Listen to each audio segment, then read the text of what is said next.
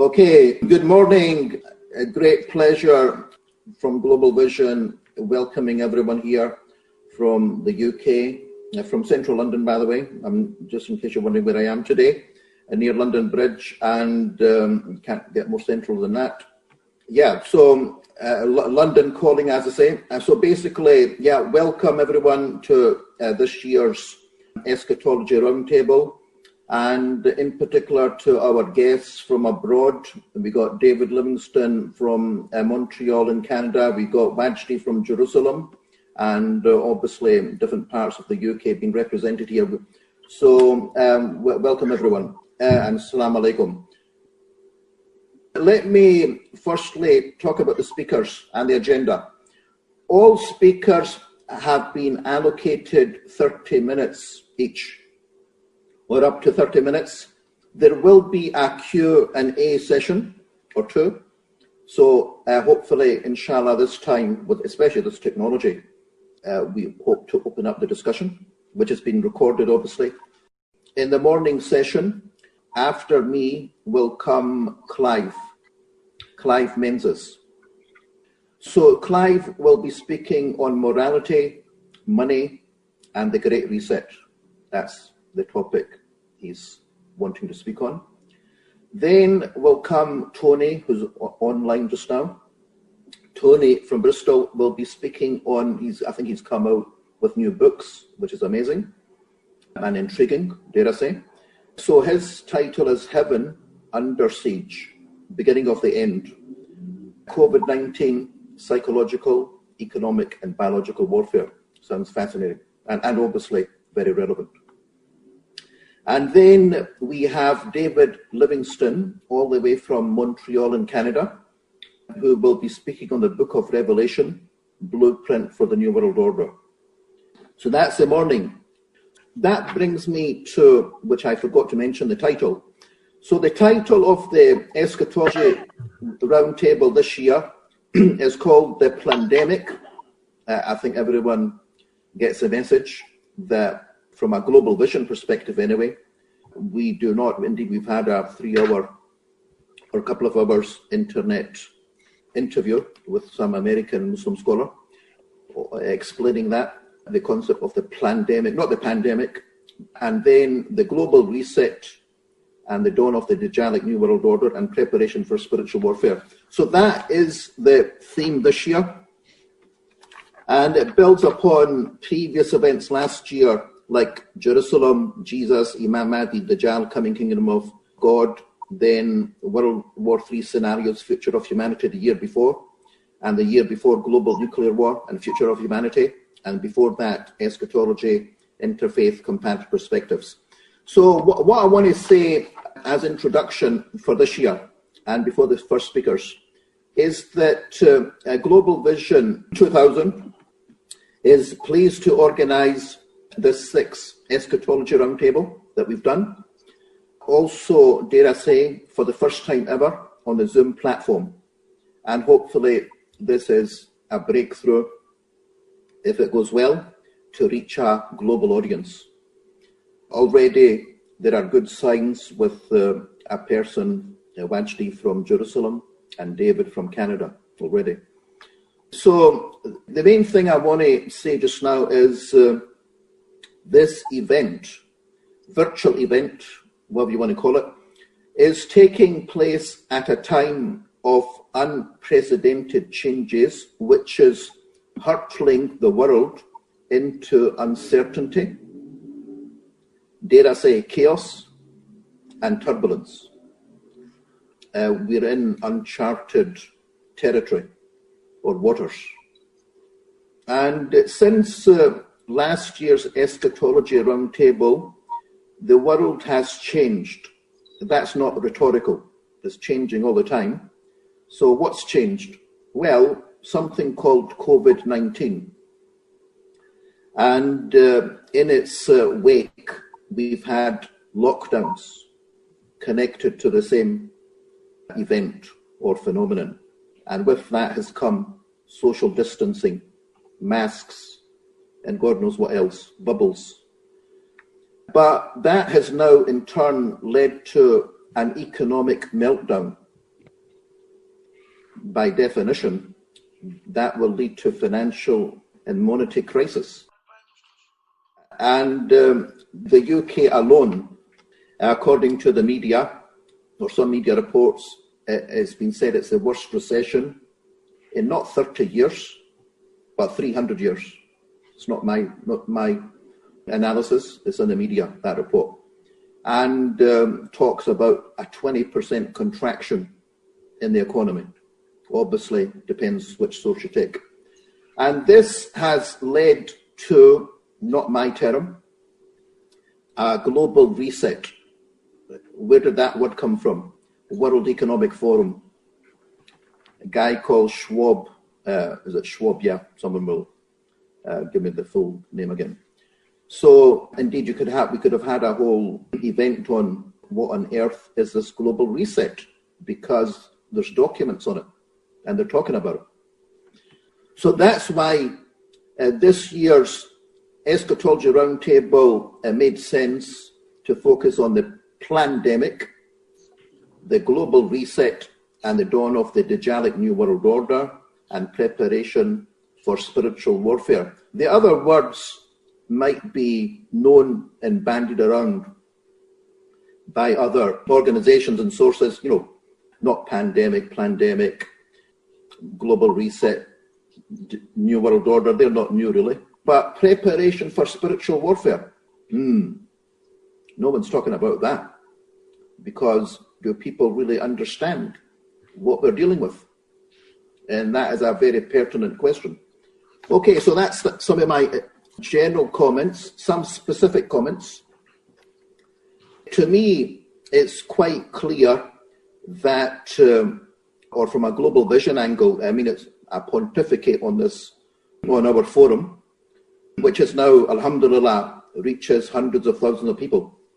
I talk about the cyclical battle between the forces of good and evil, and that we have entered a final phase, if you want to call it. So that's one comment. I did say at one of Simon Mowett's events on eschatology last year, last year it was, with Clive, that some sort of cosmic cleansing is coming. I knew what I meant, but I didn't know about the pandemic, to be quite frank. But I used that term over a year ago, the coming of a cosmic cleansing. And maybe this year, what's happening is beginning to illuminate that term. So that's that. The other thing I want to say is that it's quite clear that these events are being accompanied. By these events, I mean the pandemic, or Plandemic, beg your pardon. There is also a build-up of war, basically, globally. We monitor this, I'm sure some of you too, but there are various flashpoints in the world right now that are actually in a state of war or ready to go to the next stage. And that includes places like the South China Sea, the Indo-China-Pakistan border, Indo-China-Pakistan-Afghan border, and then the Middle East, obviously. And dare I say, Europe's not going to be scot-free, Russia and NATO. So the other point I want to make is, we can discuss this, is a global coup d'etat happening? By who? By dark forces, from my perspective, who are busy during this so-called lockdown. Certain people aren't under lockdown. It's like me controlling this Zoom meeting. Whilst all these lockdowns are happening, there are certain people, moving joysticks to move the world in a certain direction. So my question, just posing it out loud, is there a global coup d'etat by dark forces who are centralizing power, authority, control, and wealth happening? A practical illustration of that is, why is Amazon, I hope the figures I'm given is correct, at a time when small businesses are being, an elephant and ant scenario, when small businesses are being crushed like ants by an elephant. Why is Amazon just in the UK hiring 2,000 people a week? Is that a coincidence? So that's something to think about.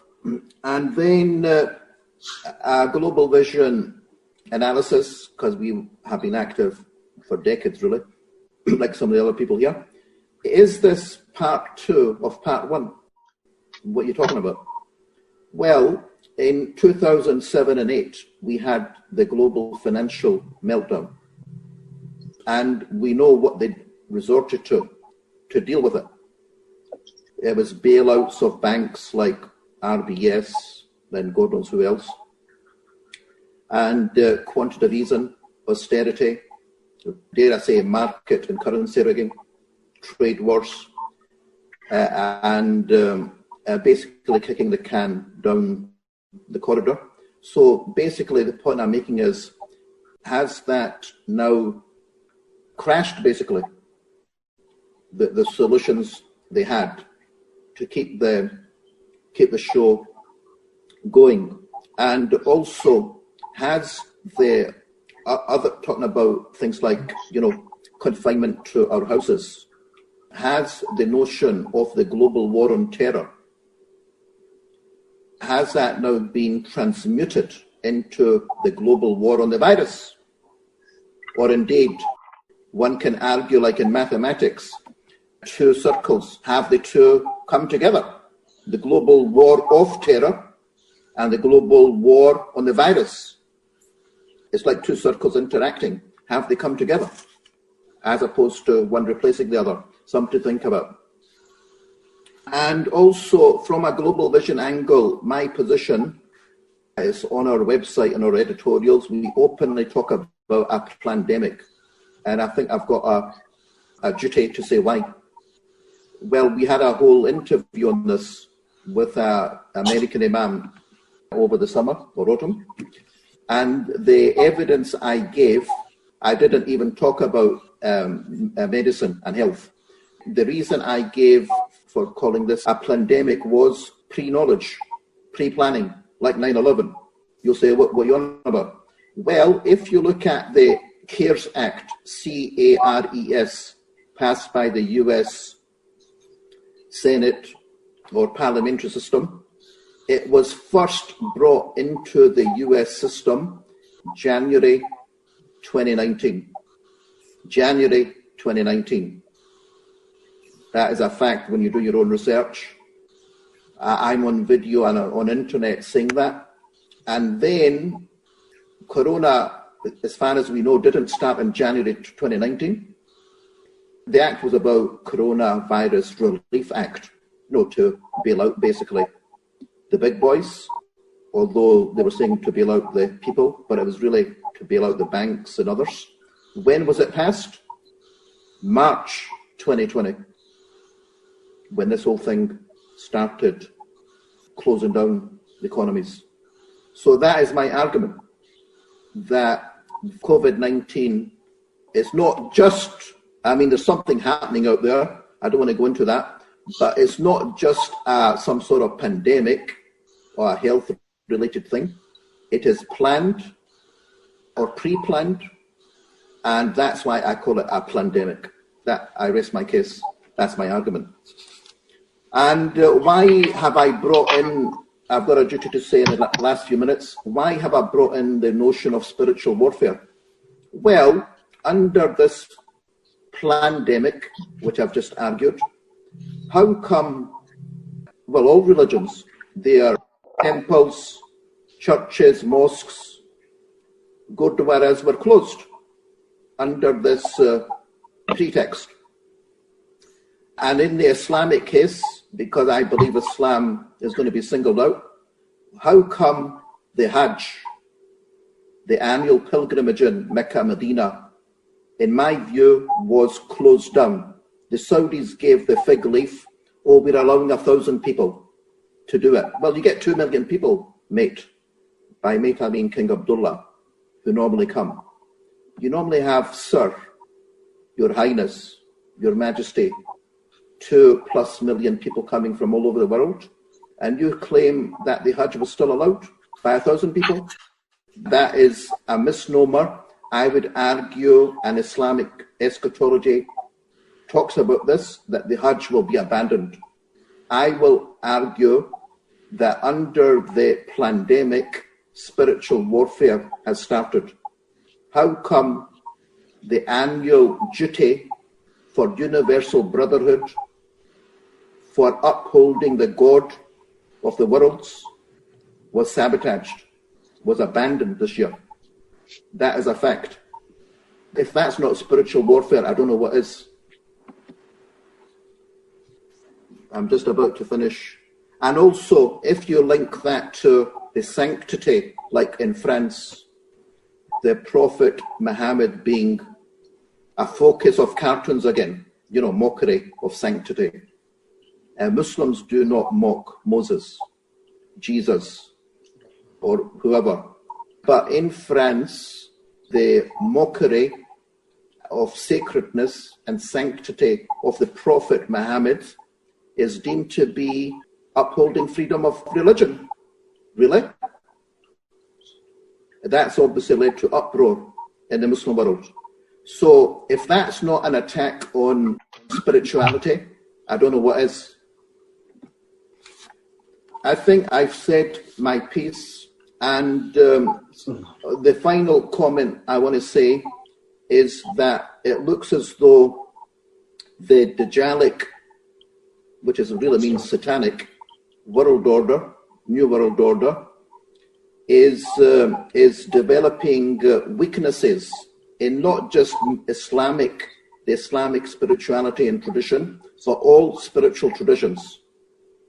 People, it's difficult for them to pray, to put it crudely, and practice their faith and come together to worship the Lord of the worlds. And it looks as though, and I've said this from a global vision angle anyway, I believe the Dajallic system, which controls the world, wants their man to come out in the open. That whatever's been happening in the shadows, because it's the end time, they want their man to come out in the open, like an emperor.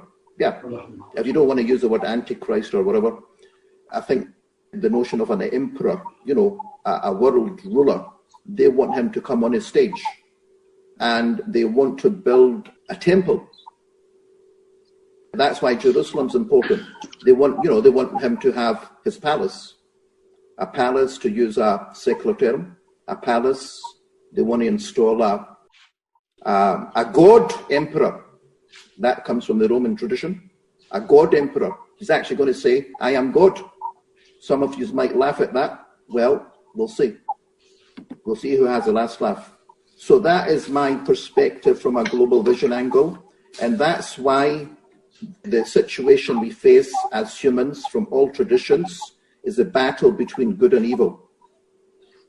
And the world right now is being divided into those two camps. I think I've said enough. I think that summarizes my latest thinking. So without further ado, Clive, are you there? Yeah, hello? I'm here. I'm right. Just about to... Yeah, I'm ready. Okay, Clive, we're at 12 o'clock. That's fine. I've done my spiel. You've got half an hour. Please introduce yourself as you wish. And sure. you kick off the event as the first speaker on the theme of morality, money, and the Great Reset. Please introduce yourself, please. Many thanks, Moeen, and hello and welcome to everyone. Introducing myself, I suppose I've been on a journey of discovery, which is really it started probably 20 years ago, but really started to take form about 10 years ago with the formation of critical thinking in 2012, beginning of 2012, 9 years ago. And that was a research and analysis project to try and understand how the world works, and essentially to answer three questions: who rules, how, and why. And we actually concluded that work in October 2019, and essentially the analysis and all the information is available on freecriticalthinking.org for people to go and look at. Since then, I've really been focusing on two strands, one of which, or both of which, Moeen has touched on. One is the spiritual nature of our enslavement, and that has involved an exploration into esoteric knowledge, which predates most of the religions and is, in my understanding, the root of all religions, whether you're talking about Islam, Christianity, Judaism.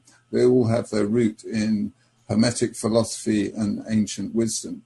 So that's one strand of my work, although I continue to monitor and try and analyze current events in the context of critical thinking's analysis.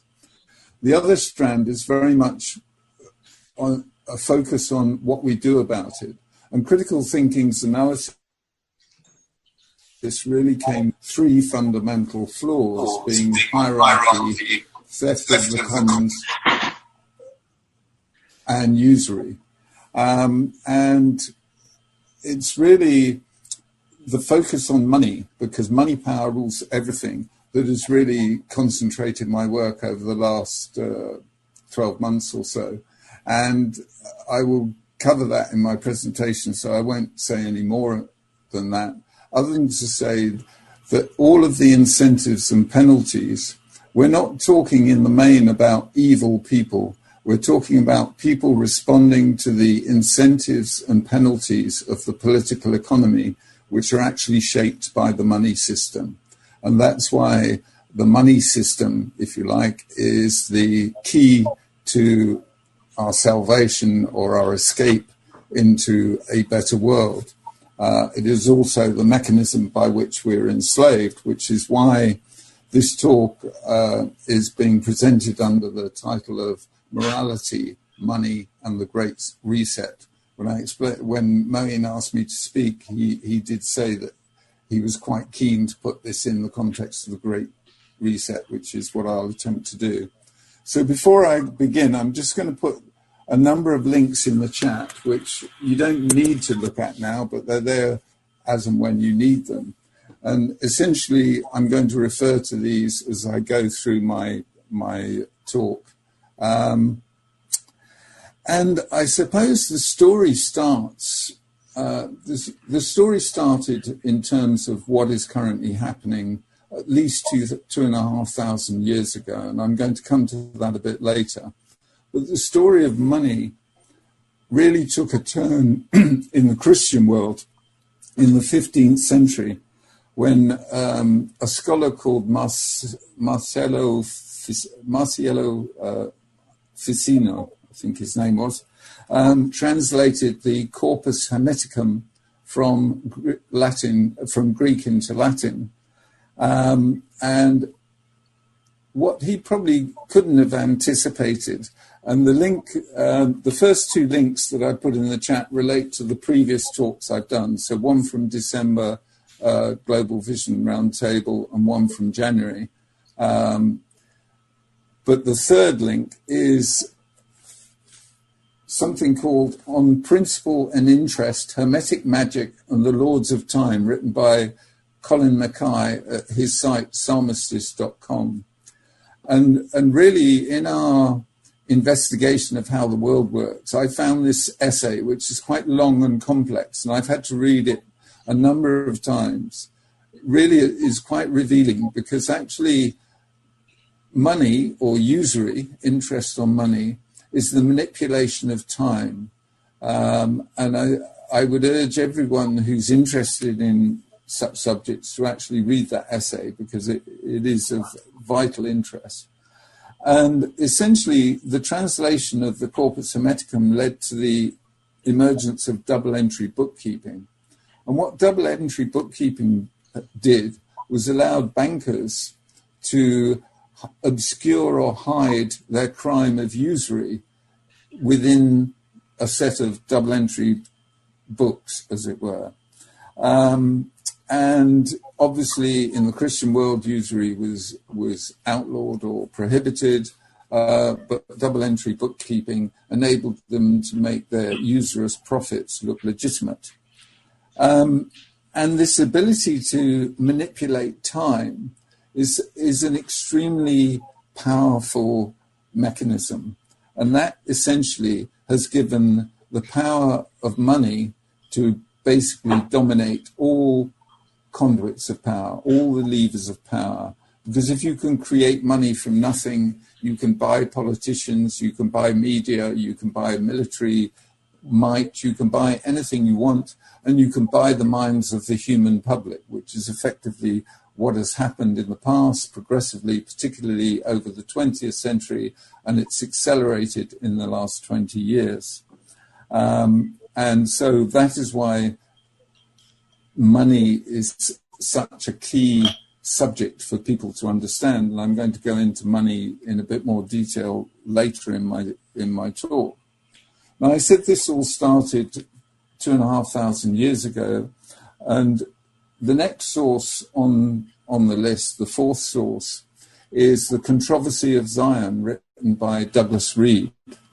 And he was writing in the early 50s, after the war, and he documents the evolution of this ideology of destruction, which emerged or started in 458 with the writing of four of the original books of the Bible. And essentially, he maps out how the narrative in the Bible has been progressively corrupted in the form of Judaism in the Torah, and obviously in Christianity in the Bible as we know it today, is not the Bible as originally conceived. It is also a document that has multi-levels to it, some of them benign and beneficial to humanity, but encoded within them is the ideology of destruction. And I'm not going to seek to explain that, but I think that The Controversy of Zion is an essential reference to begin to understand how this ideology of destruction has unfolded over 2,500 years. And if you want corroboration of that, there's another book by a lady whose name I think is Mrs. L. Fry, called Waters Flowing Eastwards, and she wrote even earlier than Douglas Reed. So remember that Douglas Reed was writing in the context of the post-Second World War environment, where there was a lot more clarity and honesty on what had happened through the previous two world wars, and he writes extensively on that.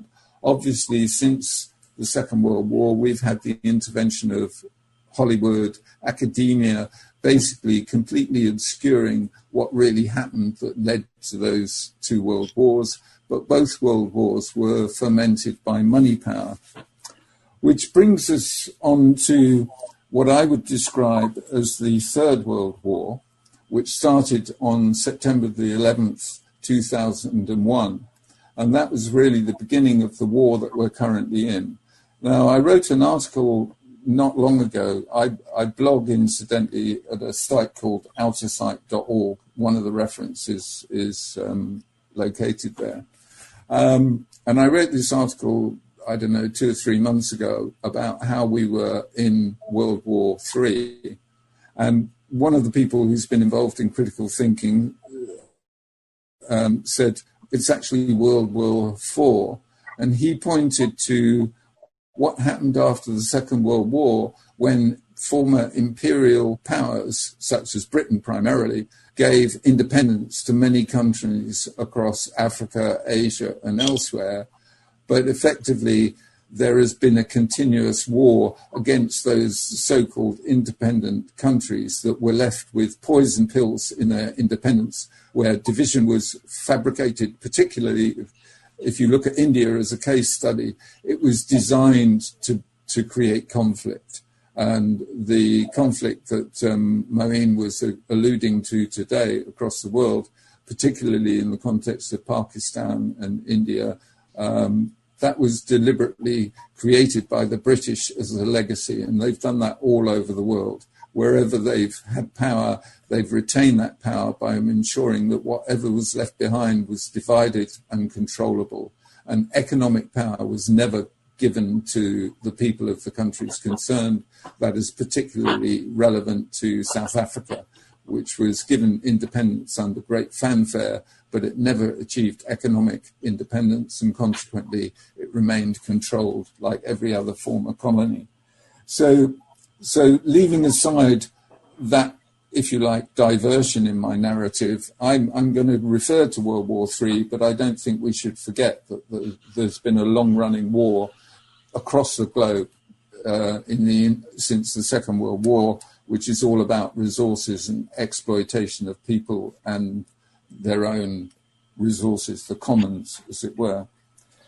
So moving on to World War III, that, as I said, started in 2001 with the war on terror, which I prefer to call the war of terror.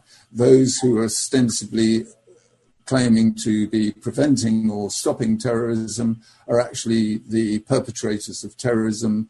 You can follow anybody who's done any cursory research knows that 9/11 was a false flag. You only have to look at Building 7. Any sane person would say that's a controlled demolition. If that's a controlled demolition, it was prepared well in advance, and that basically negates anything else that is said about 9/11. And there are obviously many other contradictions and holes in the official narrative.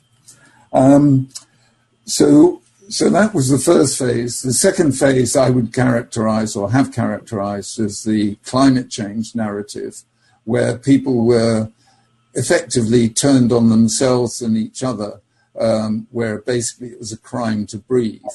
I'm not going to go into the whole climate change narrative. We produced a paper on that called Systemic Risk and Climate Change, which I haven't put in the links, but is readily available on the sources that I refer to. So that was the second phase. And the whole sustainable green agenda, which actually ties into COVID, and I'll come on to that, was actually the second phase and the foundation for this whole idea that, you know, we should live a much poorer existence than we deserve because we're going to kill the planet.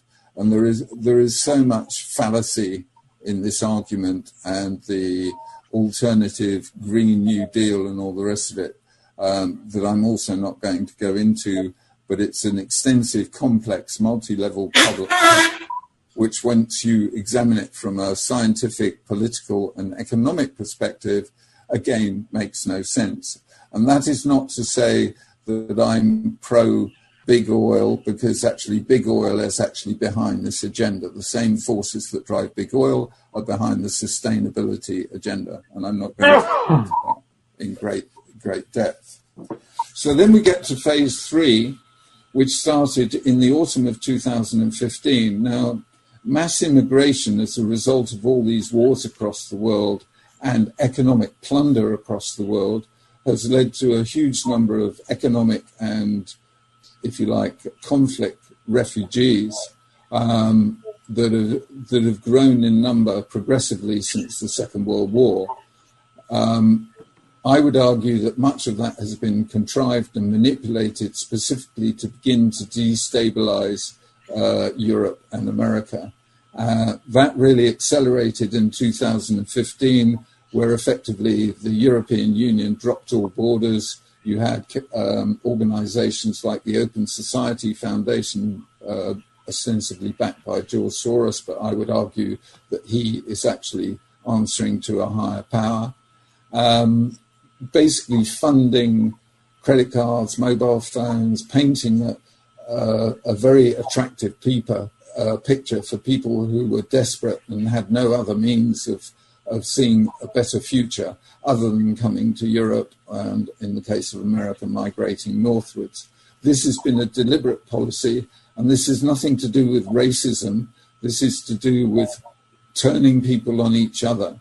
And that is one of the reasons that I spend a lot of my time trying to converse and interact with groups from the Muslim community and all other sections of the community, because I think we need to work together to fight this threat of central power, because this is a war unlike any other war. The First World War was nothing like any war that had gone before. because it was the first war on such a scale and across such geographical expanse. The Second World War was a very different war from the First World War, because it was the First World War that specifically targeted civilians. Huge numbers of civilians died in the Second World War. The Third World War is very different to both those wars, because it's a war of central power against everyone. The mass of humanity is at war with a structure that is controlled by very few. So this is why this is World War III, and those are the phases.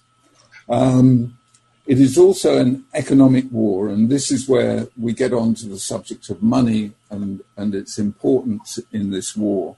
And Moeen referred to the Great Reset, which has been articulated in a book by Klaus Schwab, who Moeen referred to, who was the founder of the World Economic Forum and is the current, I can't remember his title, he's president or something like that.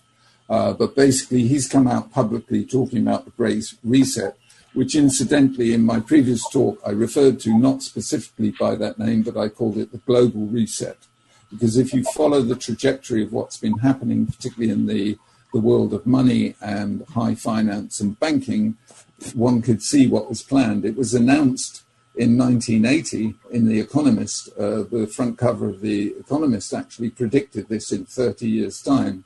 The timing is probably not exact, but this is what is underway.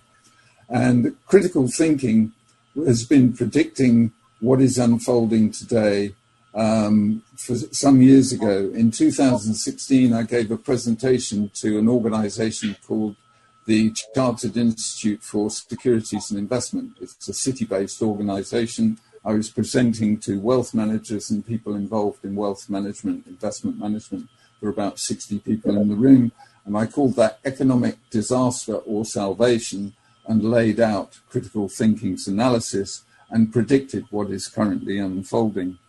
1929 was the last Great Depression that is within living memory. I know Moeen referred to 300 years ago, and it's not a subject I'm familiar with. But we are looking at something of the order of magnitude or even greater than 1929, because the world is far more connected today and the system is far more vulnerable to systemic shocks than it was 80, 90 years ago. That is what we're facing at the moment. 2008, we warned in the aftermath of 2008 that what the response, as Moeen referred to, where effectively central banks have been throwing money at the global economy for the last 10 years or so, well, over 10 years now, 12 years, was basically storing up problems for the future. And when this thing went bang, the sound was going to be unprecedented.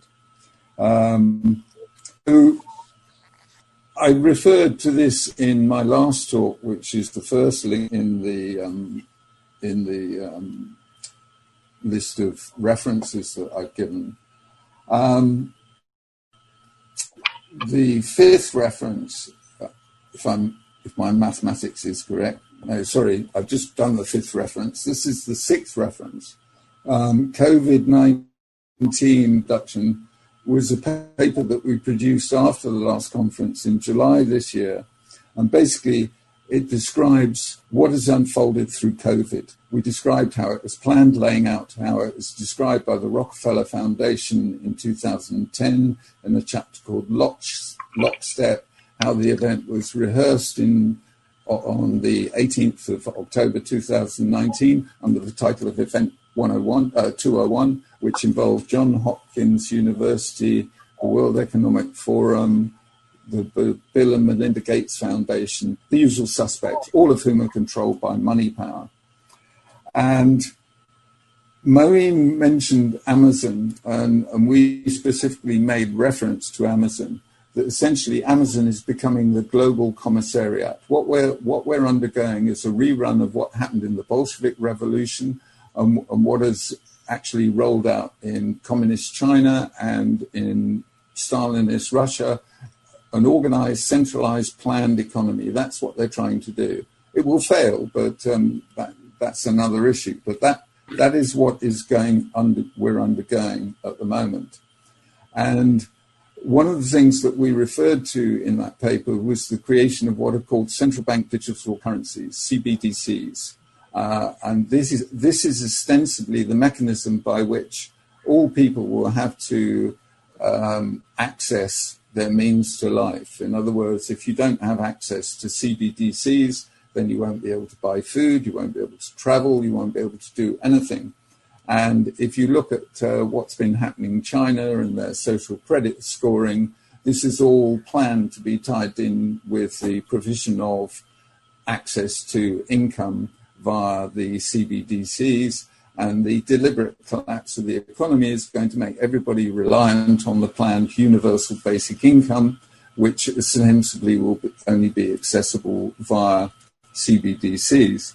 Now, I've been working, these three papers, they're all built on the work that thousands or even millions of people have contributed to, but Alex Nikoloff and I, who co-authored these two papers, have been involved in, we've now started to engage, Alex has been engaged a lot longer than I have, but I more recently have been engaged with something called the Digital Currency Global Initiative, which is a venture which is involving a UN body, the International Telecommunications Union, and Stanford University, but it involves participants from the UN, from the Bank of International Settlements, IMF, all the usual suspects. And we've just presented something called the Taxonomy of Money, which essentially tries to describe and categorize money in the same way that the periodic table categorizes the fundamental elements, molecular makeup of hydrogen, oxygen, and all the other chemicals. So we're trying to do the same for money and exploring it in its creation and in its exchange and its effects. And that paper is published, that's the last reference that I've put in the chat. Now, the context for this is the link before, and that link, John Titus and central bank digital currencies, talks about what is currently underway. And John Titus, who's a bit of a financial, I wouldn't say, I'm trying to think of the right term, but he's been investigating and following the roadmap of central bank manipulation of markets and the creation of the current system. And he's predicting a gigantic crash. He corroborates everything that critical thinking came up with and we've been looking at subsequently.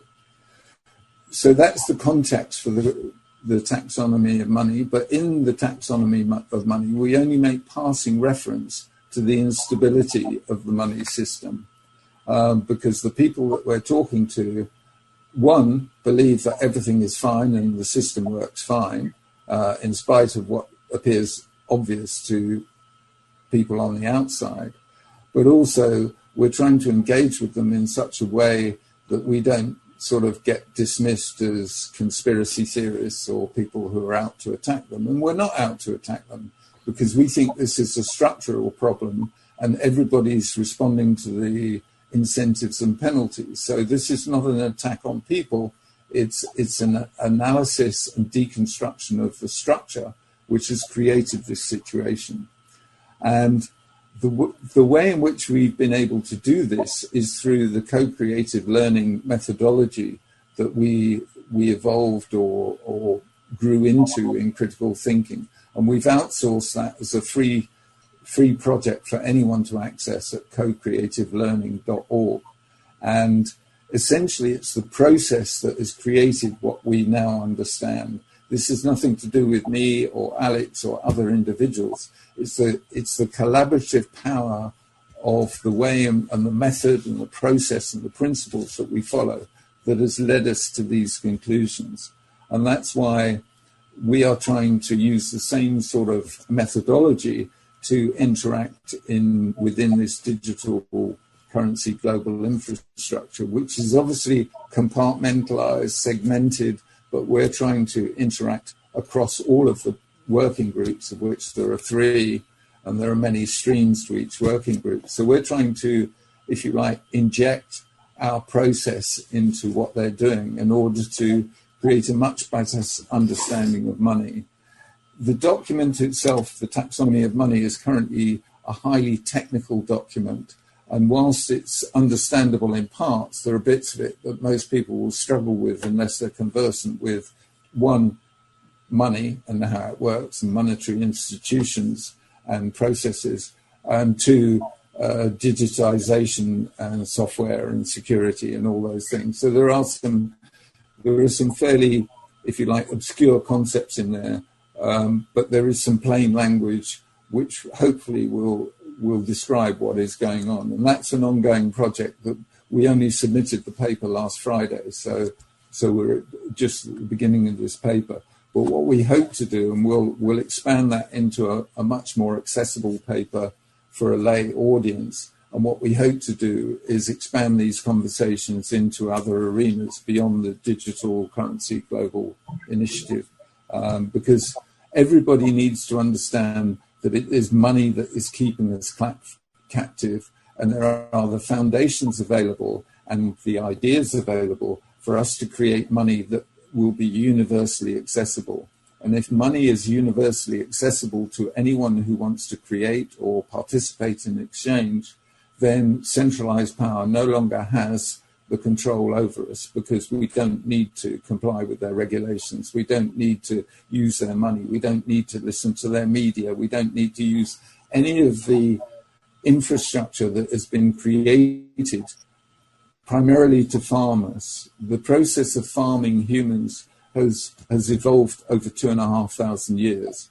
It really began to accelerate and take shape, and I can't explain that in great depth, but the thread of this goes through critical thinking's analysis. That started in the early 20th century. It was propaganda and psychological manipulation that took populations into the First World War, particularly the American population, which Woodrow Wilson was actually elected on an anti-war platform, and yet because he was in the pocket of money power, he and Edward Bernays, who authored the book Propaganda, managed to persuade the American public that their interest lay in joining in the Second World War in 2016. And this is all corroborated by Douglas Reed's book that I referred to, The Controversy of Zion. So I'm very aware that I'd laid out a lot of information in very concentrated form, which is why I put the references out there.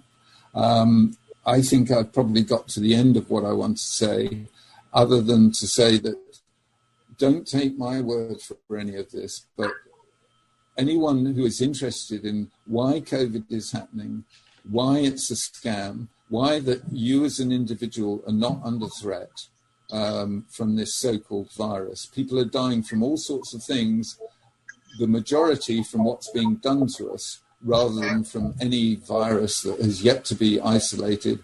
Pathologists across Europe have yet to actually find a provable case that can be directly attributed to COVID-19. You are being lied to, you're being manipulated, and the only resistance is to do your own research, and that will give you the confidence and the knowledge not to comply. I have not worn a mask. I really opportunity.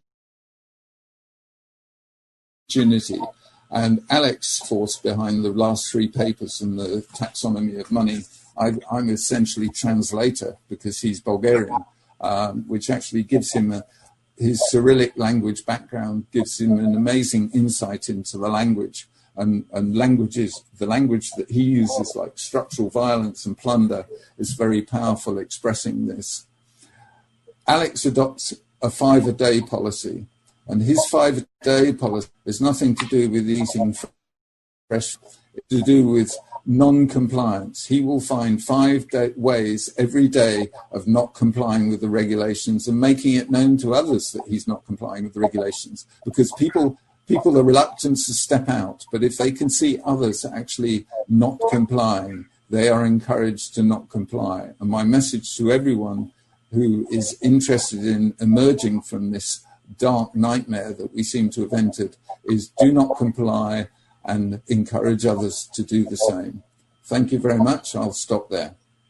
Thank you very much, Clive. That was very illuminating and enlightening, and also promoting the philosophy of resistance, which we need to permeate throughout the internet and society. Okay, Tony, can you hear me? Yes, I can, yeah. Okay, great. Nice to have Bristol from the West Country here. So Tony, ladies and gentlemen, or comrades, is leading independent journalist and investigator. I've come across Tony initially over the 9/11 work and his website, and he also runs radio show, a weekly radio show, amongst others. So Tony, maybe you can introduce yourself, but your topic is on 30 minutes on heaven under siege, beginning of the end, COVID-19 psychological, economic and biological warfare. Over to you, Tony. Thank you. Okay, thanks, Moeen. And first of all, I suppose I should talk a little bit about Moeen and I's work on the 9/11 campaign. This really started around about 2003 when Ian Henschel and Ian Neal in London started to pull together a group. And I first met them, I think it was at the TUC conference, actually. And we then started, I suppose, what you could call a kind of formal UK 9/11 Truth campaign. And I think it's great to hear also Clive really focusing on the money side. And this obviously has been something that goes through the whole of history. So my attitude to this is that it's something very similar to the September the 11th attacks. As someone who worked in the early 1990s in mainstream media, my job was as a researcher and as a reporter at the BBC, and I worked in central London. Actually, part of my work was in Broadcasting House, working in places like the News Information Department and other services which were to do with news and current affairs, where journalists were given a bit of time. I was working on documentaries too for a local station, Greater London Radio, and given access to these parts of what they call network broadcasting, network television and network radio, which was based at Broadcasting House. So, going through all that, and the one thing that I would say is when you get to go in front of a microphone and you're actually broadcasting to potentially millions of people. We had a very popular station in London, extremely popular, Greater London Radio, that you think before you speak, and at least you should do. And one of the things I've noticed is that the BBC people don't seem to anymore, the voices I hear and the faces I see, don't have any kind of idea that there might be somebody that might pull them up on what they're saying. They're talking to an audience which is, I feel, completely detached. So they're talking down to people. It's like from an ivory tower. Whereas where I was there in the 90s, there were still many people around who saw it as a public service that they were doing. So that's the main thing I'd say, is that I recognise that an enormous similarities between the cascades of lies that came out after the September the 11th attacks, the attempt to bamboozle the public, just basically beat and smash people into submission through lie after lie after lie, repeated lie. And, as we saw with the 9/11 footage of the collapse of the Twin Towers, for example, the idea to traumatise people. This, of course, is all talked about by Naomi Klein in the shock doctrine, the idea that it's basically like giving people an electric shock and then be able to change attitudes in society as a result. Excuse me. The global war on terror wouldn't have been possible without this. Okay, so Clive mentioned a bit about that, the smoking guns, things like the Israelis hanging around ready to film the Twin Towers and things like that. So one of the things that I've done during this this lockdown, and I've entitled this "Beginning of the End?" ? Heaven Under Siege, is get out 3 books as PDFs, which have been commissioned from me for quite a while ago, but had never actually managed to make it into print for various reasons. Publishers having, people die on them and having financial trouble, things like that.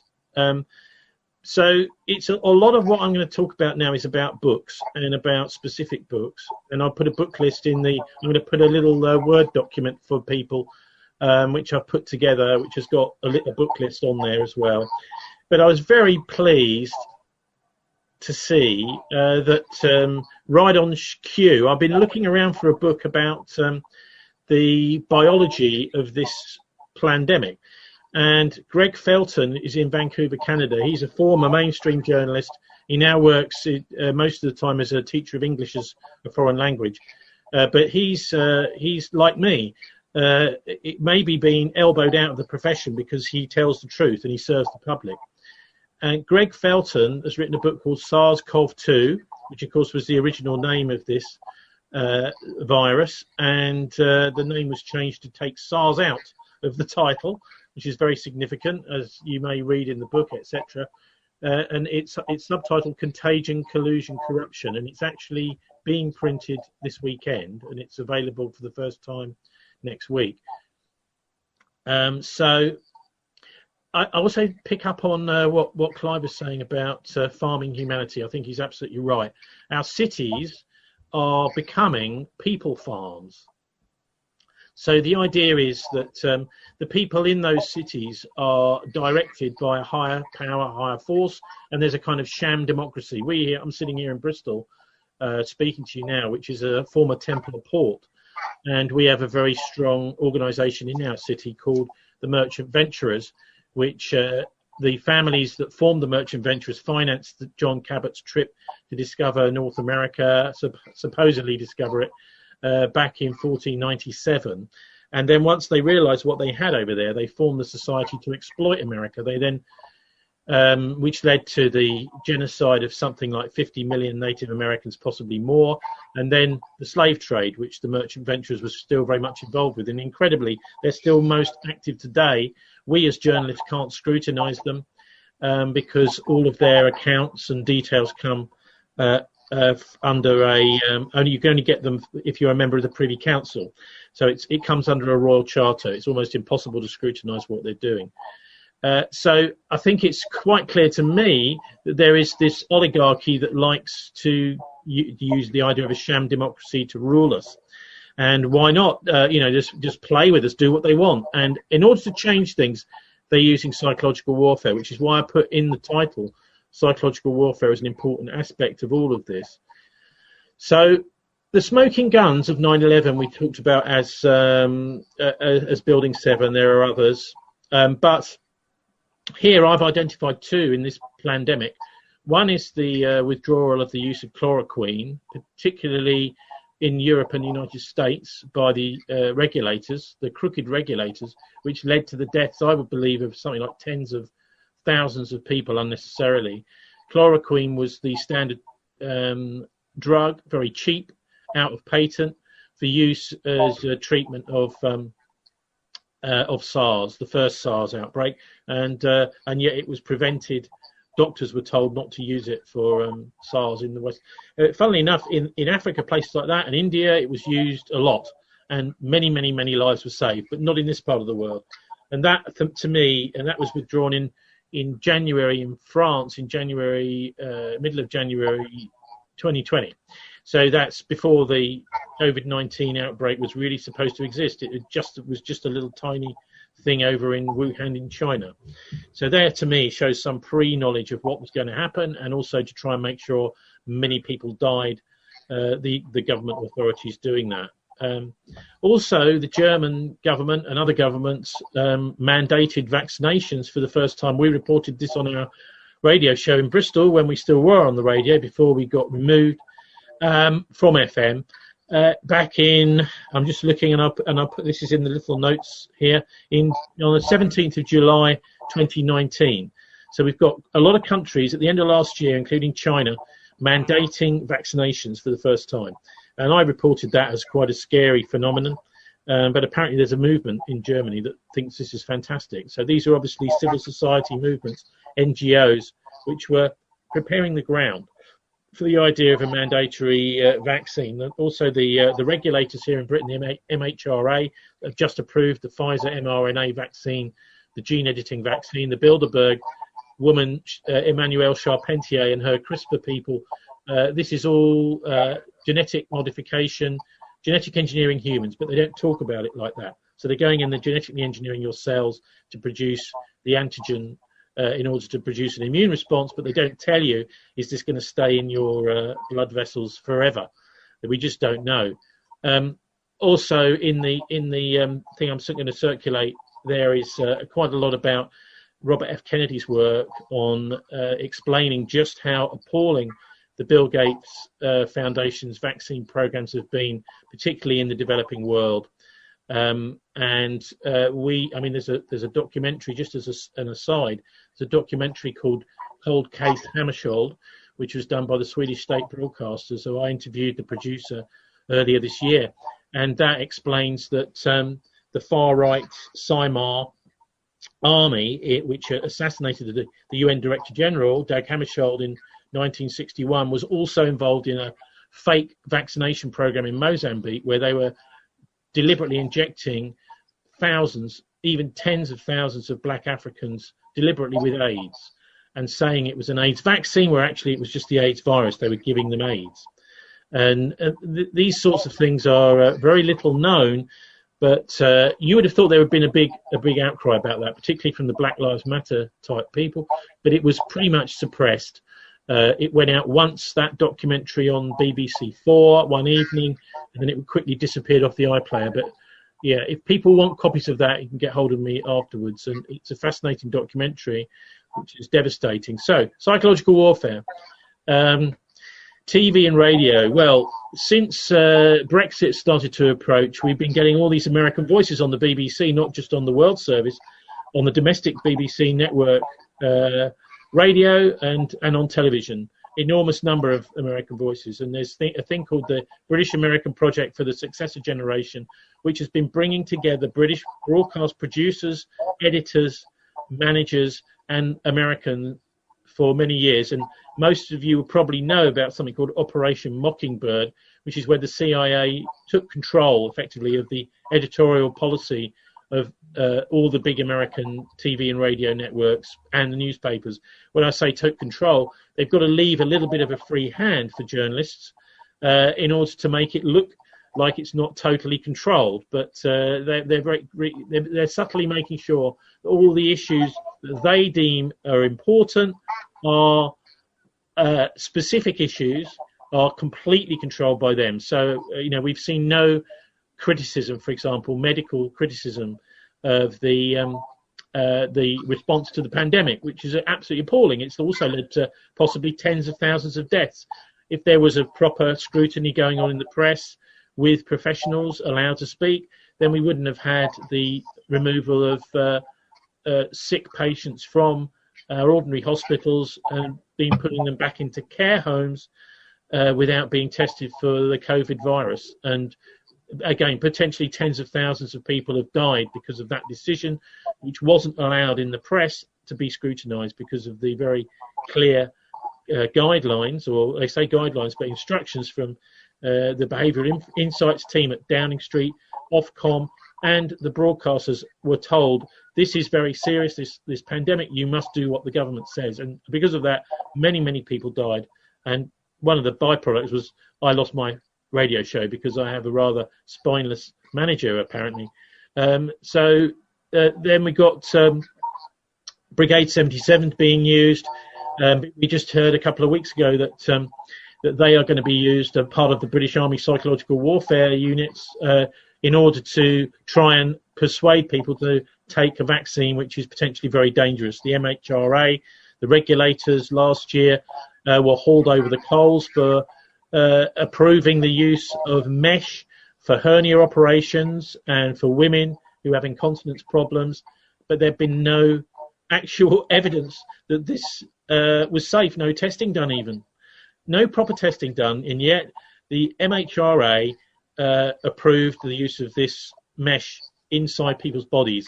And there was an enormous scandal about it. And yet everyone seems to have forgotten that. The journalists are not talking about how utterly incompetent the regulators were in Britain this week when they approved the June Rain, who's their chief executive, approved the use of the Pfizer gene editing, human genetic engineering, the first one ever approved in the world, approved in Britain last week. So this is an incompetent organisation, already proven.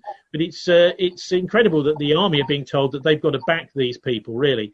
And I would expect that there are a few out there that raise eyebrows when they're told to do this. Also, don't forget, there's a much bigger aspect of psychological warfare, which is the strategic communications world. Having spoken to strategic communications people, these are in private industry where former army-trained psychological warfare officers are then recruited into the private sector, working for people like strategic communication labs, and they then do things like fix elections. They will tell you who's going to win an election. They will make an election one way or another by using their psychological warfare techniques, but it's been privatized. And I've heard anecdotally that officers who are recruited into the private sector from the army can basically add a zero to their salary. So they're on something like 30 grand British pounds. And, you know, and we're talking about anything up to about $500,000 annual salary in the private sector using those skills. So that's psychological warfare for you. Economic warfare, well, the Great Reset is going to be interesting, isn't it, next year? This is almost another smoking gun in a way. The audacity and the chutzpah is incredible. The idea that you can create a global Plandemic, and then say, oh, well, because everything's going to get really bad and we're going to have an economic collapse potentially, we've already thought of that, and we're going to have our own new system replace the IMF, the World Bank, and the global financial infrastructure. Fascinating, but pretty cheeky, really. And so I thought I'd have a look here, and I'm going to be looking a bit more at Prince Charles in a minute, but at the evidence here that Prince Charles has been. I mean, this is something from the BBC itself, from the 7th of November 2017. The Paradise Papers, if you remember those, some very good investigative journalism done, digging out a whole load of offshore stuff. I mean, it's very rare that we see these kinds of things, actually. And a lot of the accounts and the tactics of the oligarchy exposed.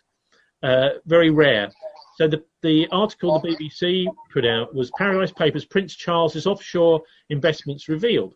Well, that's a fairly innocuous sounding title, but what those offshore investments were, that part of Prince Charles's private estate, the Duchy of Cornwall, it was secretly investing in this offshore company which was lobbying to change climate agreements. So what he's doing is he's interfering in these carbon trading credit system, something which is going to be rolled out as part of this Great Reset, it looks like. So he's already there in 2017, trying to prepare the way for having a role globally in the global financial system, a new system which is going to be sold on the idea that it's going to be green and an environmentally friendly system which is going to look after the environment. Of course, the downsides of it, which is this is an oligarchy's controlled system, a system of credit where people don't actually have anything of value.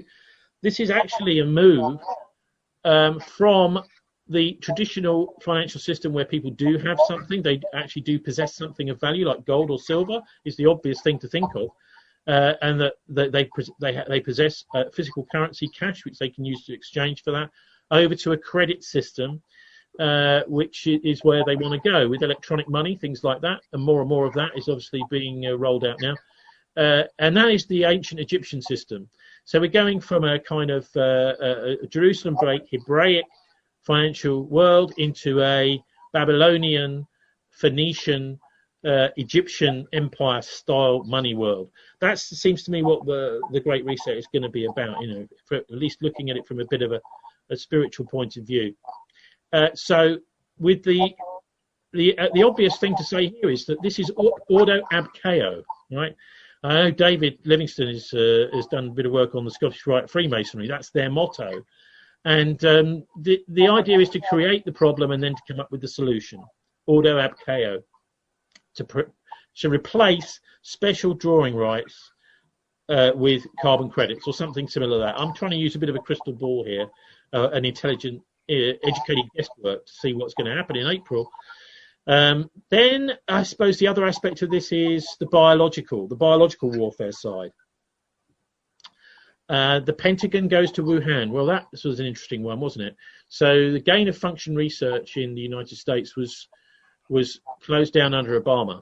Obviously, an absolutely diabolical kind of research. What they're trying to do with gain of function is to find deadly diseases and viruses, etc., and make them go from species to species.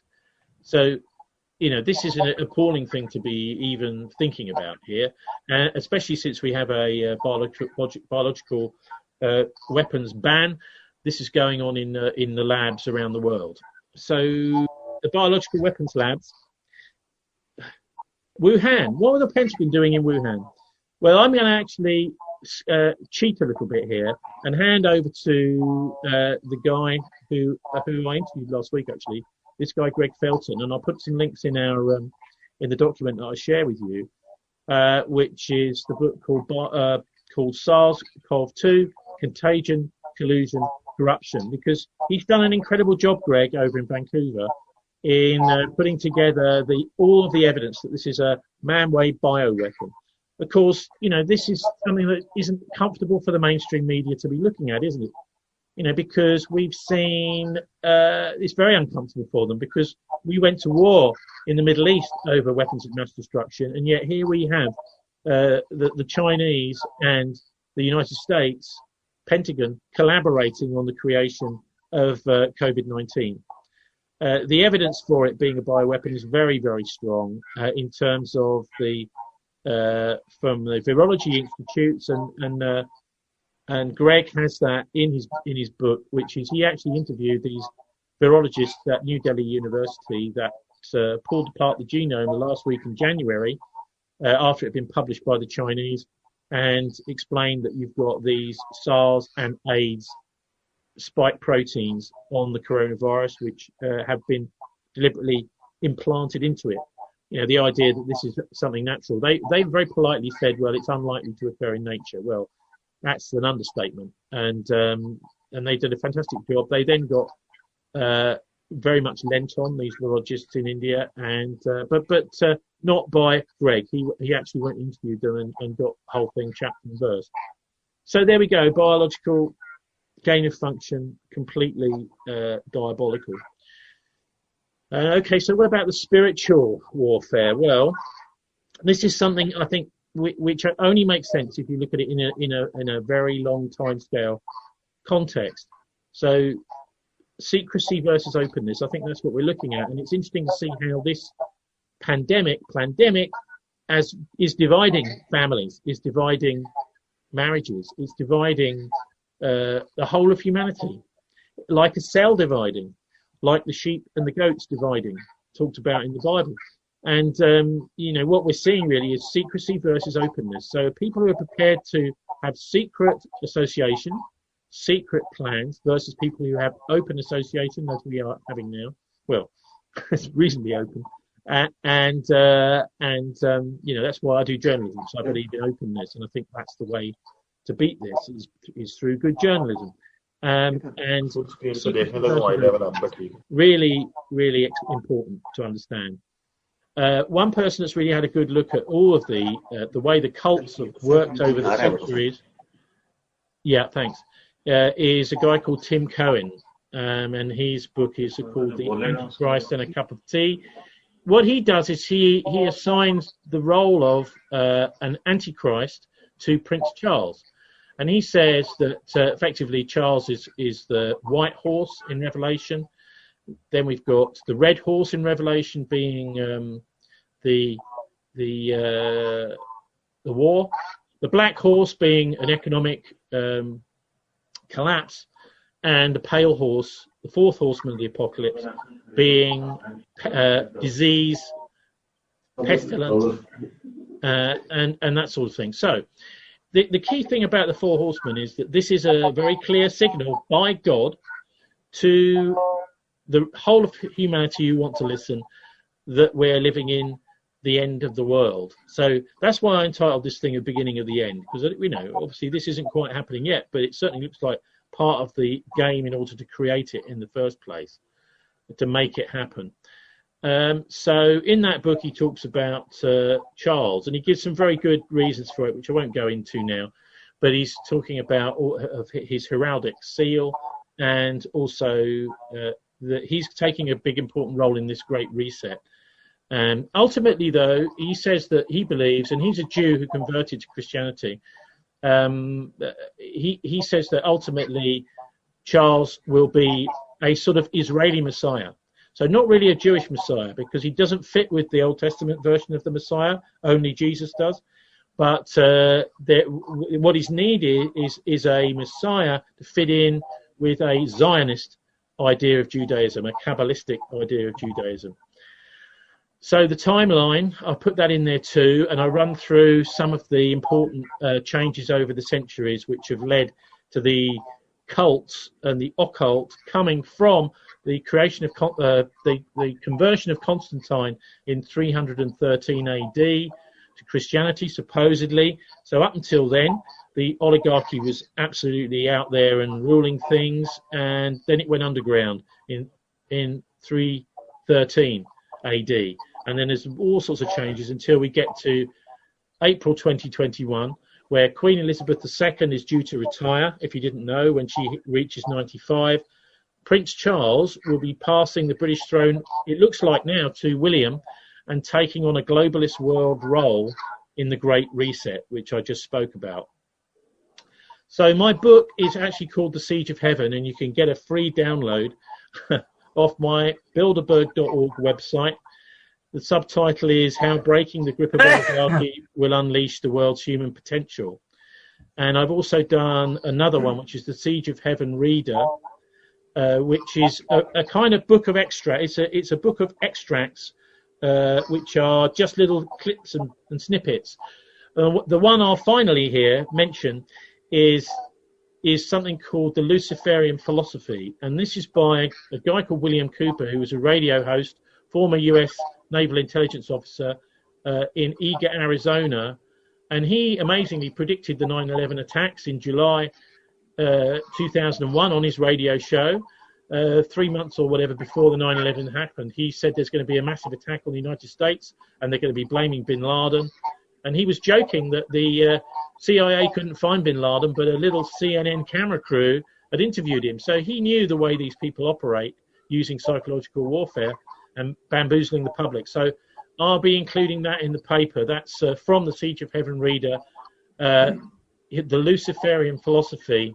Any general who ventures upon a battlefield, he says, and we are talking about warfare here, spiritual warfare, any general that ventures upon a battlefield without understanding the enemy is doomed to defeat. And I think it better be, it's time for me to leave it there, I think. And thank you, everybody else, for listening. And what I'll do is I'll share my little document for you in the chat afterwards. Absolutely finally, though, I will mention very quickly Audo Abkeo, Albert Pike, very interesting guy, and he basically put together the plans that I believe that the New World Order, the oligarchy, are now working to in his 200-year-old letter predicting World War III and a final battle against Islam by the nihilists. And I would say the nihilists are basically the Christian Zionists and the Israeli Zionists together will be trying to battle Islam. And that's the war they're trying to push us into now. So thank you for listening. Yeah, thank you very much, Tony. Can you hear me? Yeah. Now, Tony, before you we move away from you, that was excellent. You again talked about the philosophy, a philosophy of resistance, not just being observers. The philosophy of resistance was very important and breaking the power of the oligarchy. So those points are very important, and obviously your counter, the need to develop counter narrative. Obviously, one needs to congratulate you on your efforts through the radio show every week. And indeed, for those who don't know, Tony also runs a website called UK 9/11 Truth. And there's a lot of information there, not just on counter narrative to 9/11, but also the global battle for truth vis-a-vis the New World Order. Okay, thank you very much. Now, we got a packed agenda. We also want discussion. The next speaker is from Toronto, from Canada.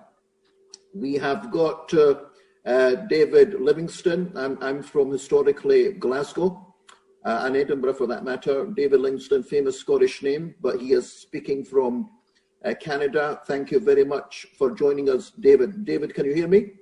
Yes, I can. Good morning, everybody. Yeah, good morning and salam alaikum. Do you want to, so just to introduce David. David is an independent researcher.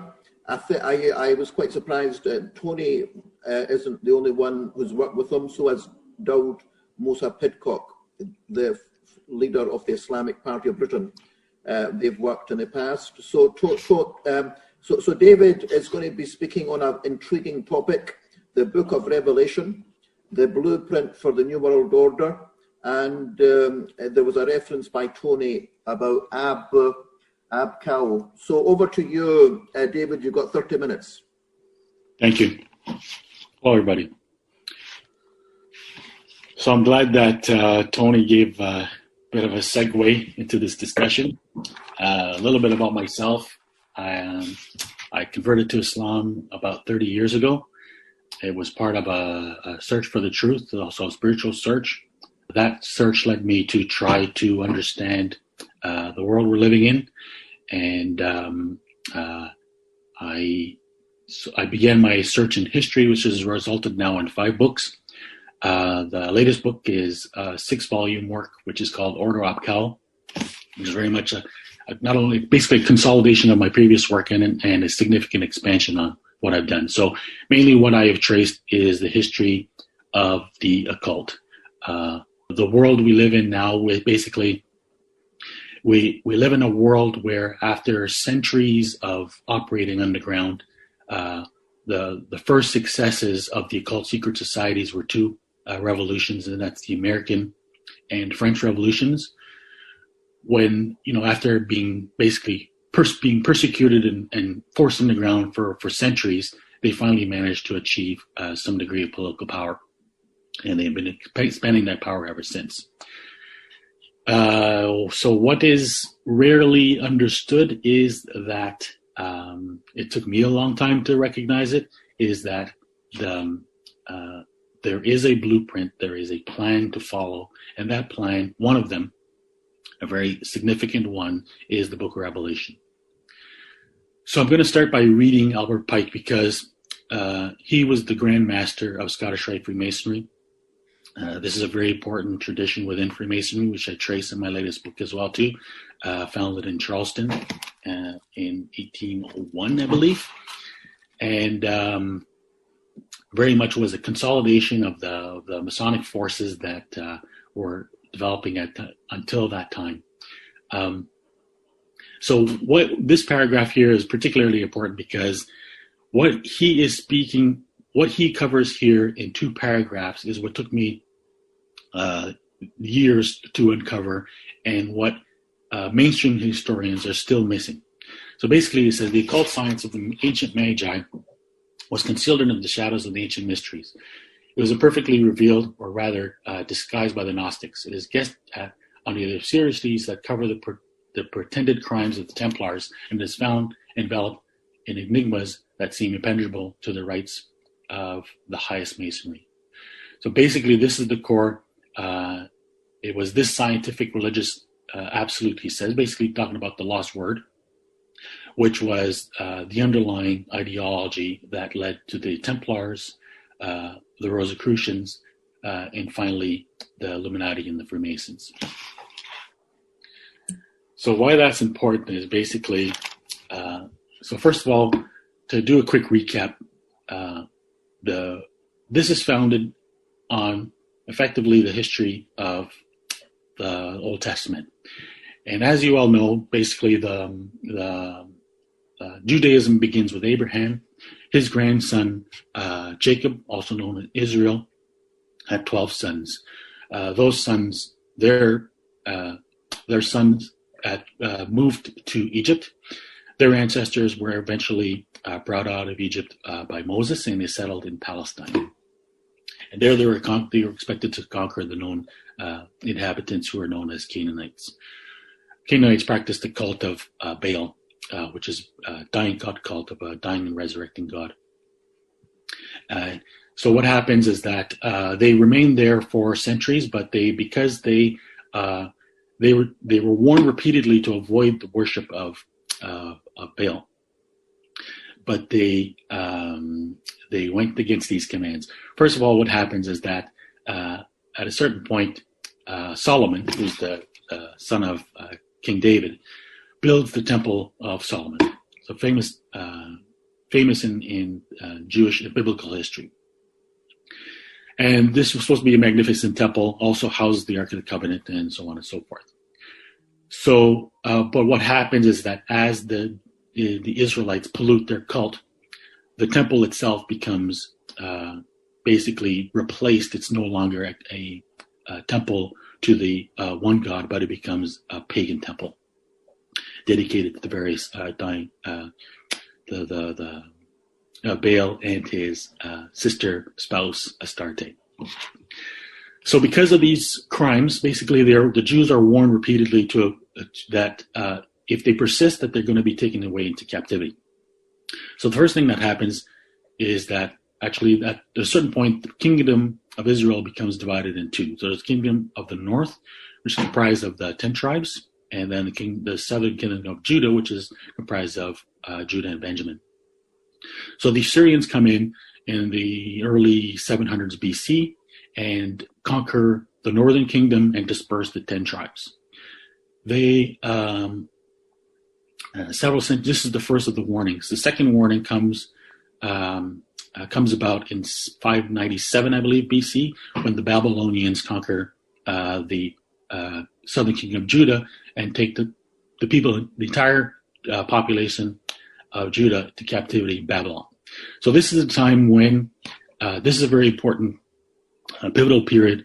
In fact, it's referred to as the Axial Age. And what happens is that during this time, while the Jews are in captivity, they compose probably about 30% of the population.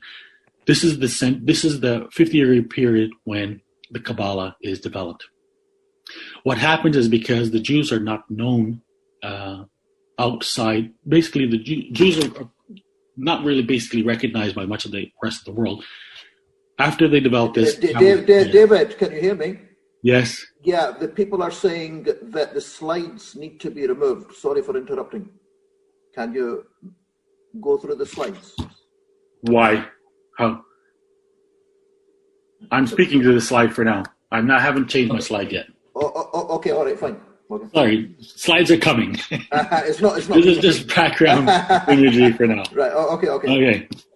So, so what happens is that these Jewish Kabbalists basically, in fact, this is described in the Quran. I got this clue from David Pitcock, which has been very important for my research in his book Satanic Voices. So basically, what happens is this is referred to in the Quran as the angels Harut and Marut revealed magic to the devils who teach it to mankind, and they attribute it to Solomon. So supposedly, what happens is that the Solomon had a number of jinn demons in his employ, and they hid a book of magic under his throne, so that when he died, it was rediscovered, and then that magic was attributed to him. This is very much, maybe not that legend specifically, but this idea of Solomon as a magical king and his temple as being somehow representative of his magical power is what endures through the occult tradition. So they are known to the rest. So basically, they mix the Quran says that a segment of the Jews apostatize and practice this magic attributed to Solomon, and they know that they are basically selling their souls to the devil, that they're giving up on their they're giving up on the afterlife, turning back on the afterlife, and they merge their cult with the worship of Baal and Babylonian magic and astrology. They are known to the ancient world as magi, and they're falsely assumed to be worshippers of Zoroastrianism, but the reality is that they are heretical Zoroastrians who practice a particular heretical brand of Zoroastrianism called Zurbanism. And when the Persians conquer Babylon, the Jews are released from captivity. They're allowed to return to Palestine, and that's where they build the Second Temple. And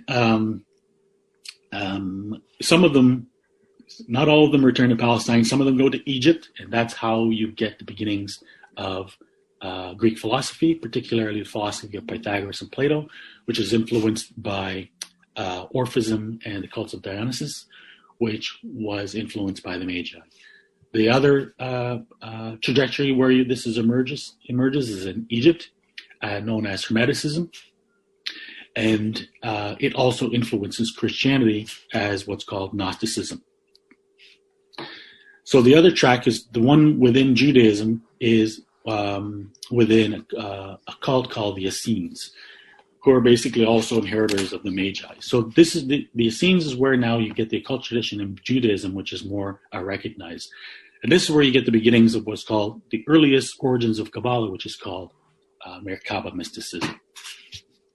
So Merkaba Mysticism is focused on the vision described by Ezekiel, which has a lot to do with his visions of the temple, but also his visions of God on the throne.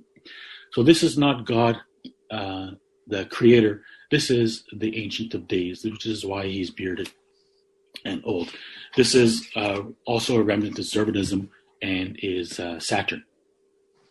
So what you see here is that Ezekiel sees a creature carrying the throne, and there's four creatures. Each of them have 4 heads, 2 sets of wings, the body of a man, and cloven feet. And they're standing on a wheel inside a wheel. So what that stands for is the 4 heads are the 4 sections of the zodiac. So the human head is Aquarius, the eagle is Scorpio, Leo is the lion, and the bull is Taurus. They're standing on the wheel inside the wheel is the two equators. So there's the celestial equator and the earthly equator. So of course you know that the earth circles around the sun, but it also spins on itself, which creates the perception of 2 equators. So that's the astrological basis of Ezekiel's vision, and this is the purpose of Merkaba Mysticism, is to attain that vision. So now you have a confluence of occult influences in the ancient world, particularly out of Alexandria, and you get this proliferation of ancient mysteries. And there's a number of them. And they basically are, the most important one of them is the one attributed to Mithras. So this is what I covered in the genealogies that I cover in my book. This is what I call the Mithraic bloodline.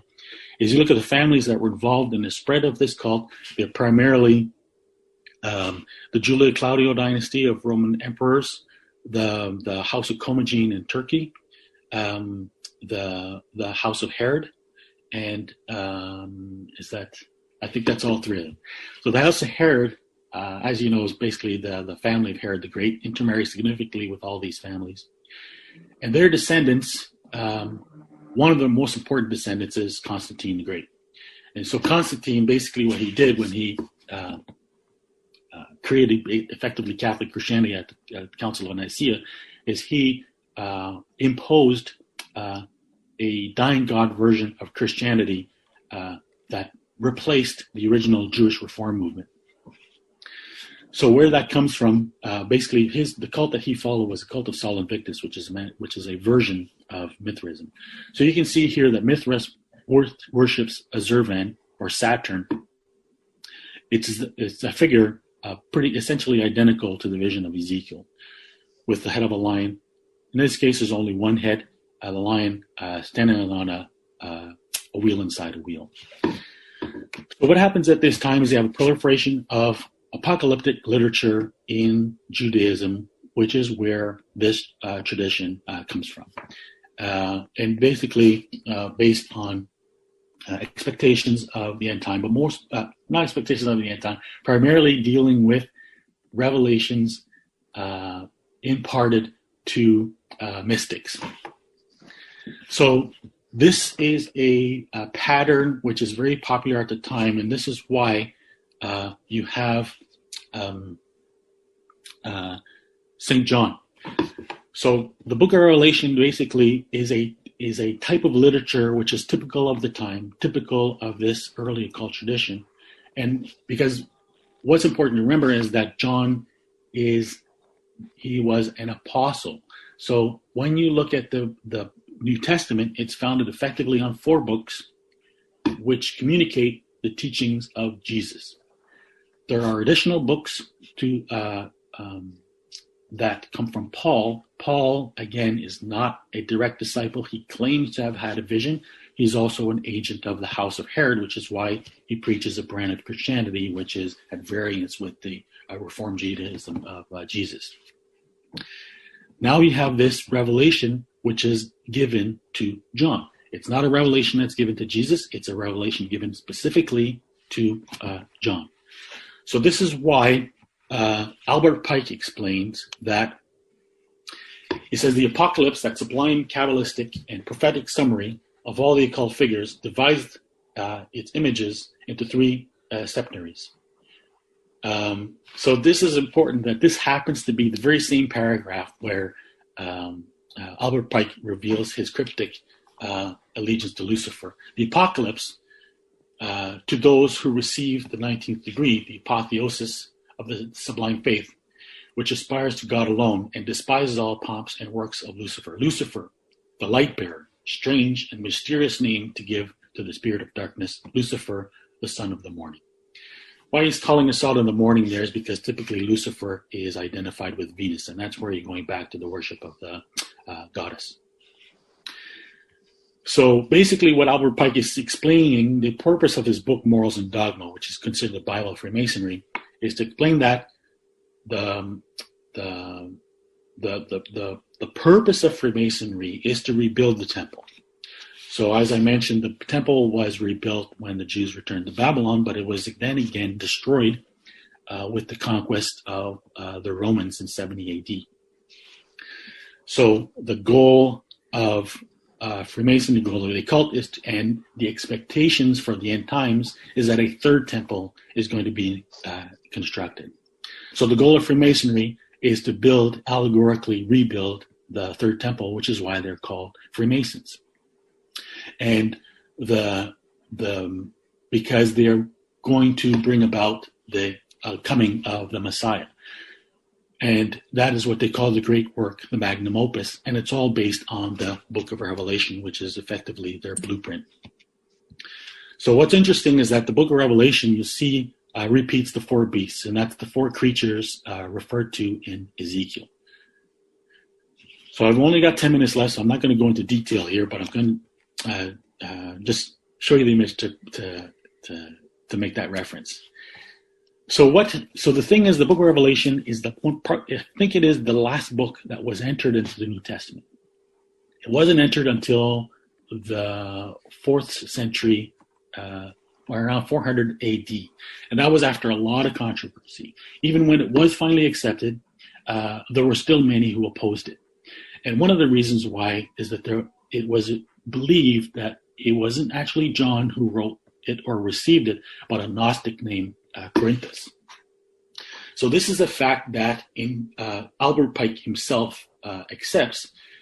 He says, thus, explained Albert Pike, Corinthus of Ephesus, with most of the Gnostics, Philo, the Kabbalah, Zend-Avesta, the Puranas, and all the Orient, deemed the distance and antipathy between the Supreme Being and the material world too great. So this is what Albert Pike refers to, the Oriental tradition that's found in the Kabbalah, which basically traces back to the worship of Lucifer.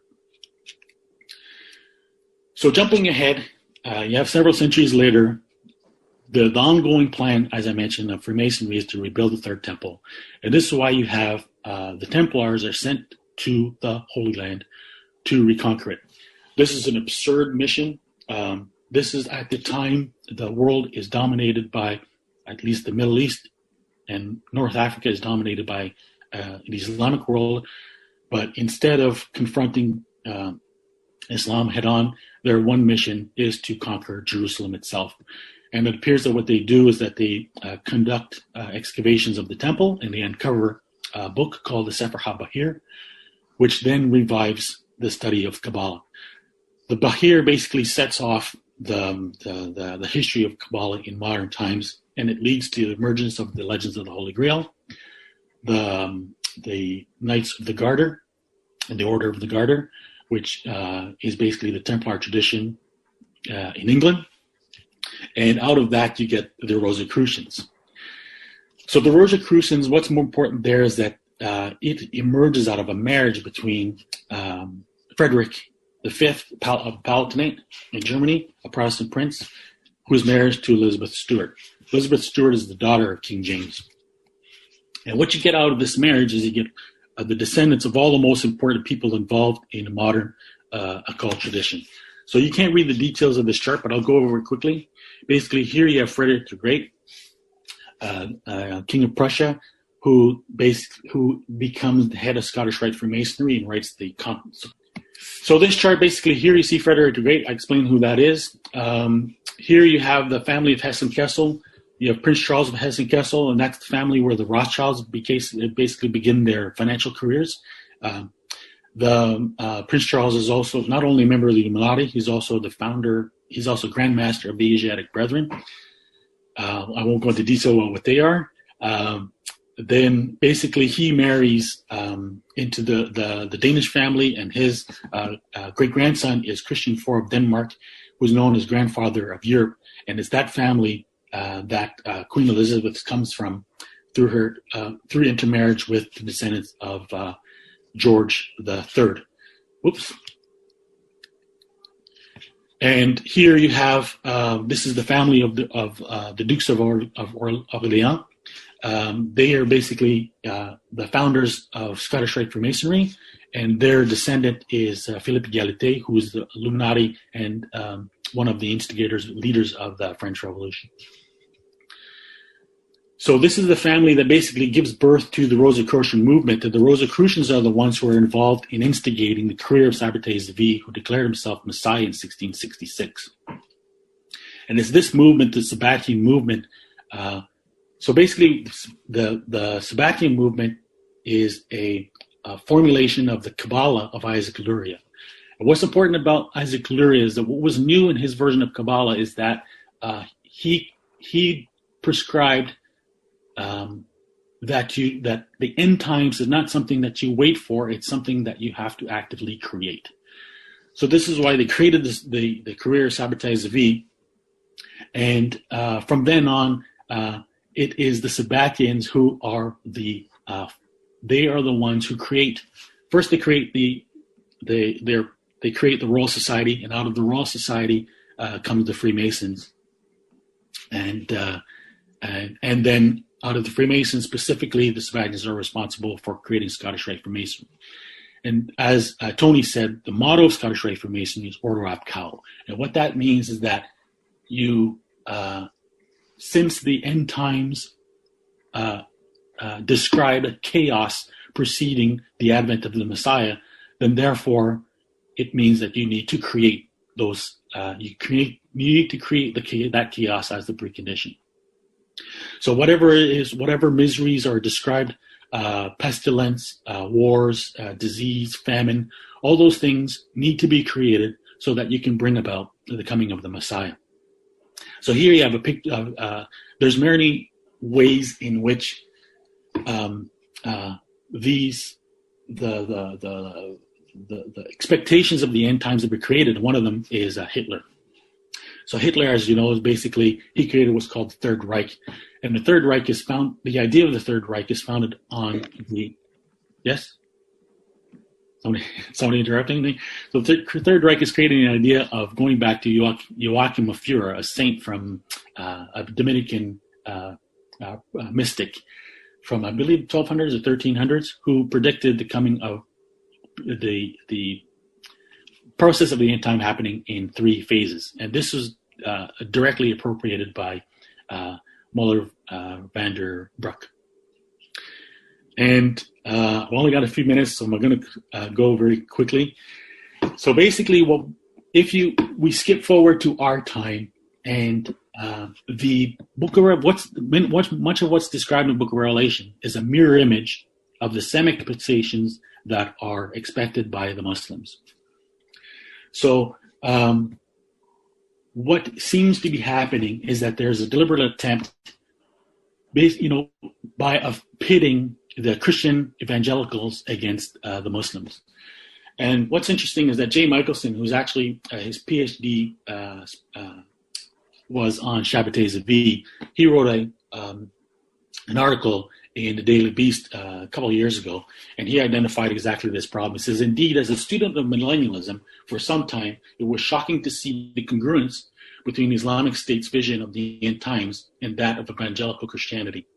The large battle somewhere north to the northwest of Jerusalem, a final battle in Jerusalem, with the near defeat of the heroic believers of the Antichrist figure, and then Jesus appearing from heaven to win the battle once and for all. So this seems to be how the evangelicals are being pitted against the Muslims, and of course the evangelicals, they are Christian Zionists, influenced heavily by the Sabbatians, and their focus, of course, is the rebuilding of the Third Temple, which is supposed to happen Al-Aqsa, which, of course, is going to be, if it goes forward, is going to be a substantial disruption, and in the front of the Islamic world, which will likely outbreak in some kind of global conflict. One of the more important exponents of this occult tradition and conspirators involved in this effort is Alexander Dugin. So Alexander Dugin, basically, he is playing the role of advancing the mirror image of the clash of civilizations, which was articulated by the neoconservatives.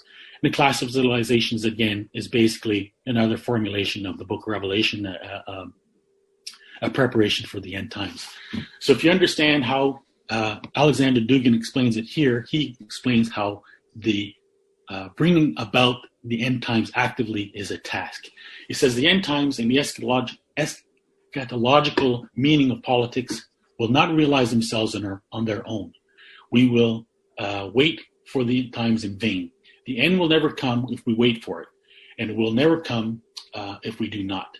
This is essential because history, time, and reality have special strategies to avoid Judgment Day, or rather, they have a special strategy for a revelatory maneuver that will create the impression that everyone has come to a realization and an understanding. This is the huge arsenal of Heidegger's Noch nicht and the eternal not yet. If the fourth biblical practice is not able to realize the end times, then it will be invalid. The end times should come, but it will come. It will not come by itself. This is a task. It is not a certainty. It is active metaphysics. It is a practice. And I'll finish there because that's right on time.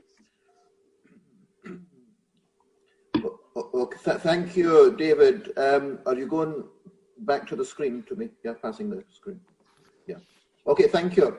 What can I say? That's very deep, very deep. It takes us to antiquity and to the present. It requires a lot of discussion, if not a special seminar.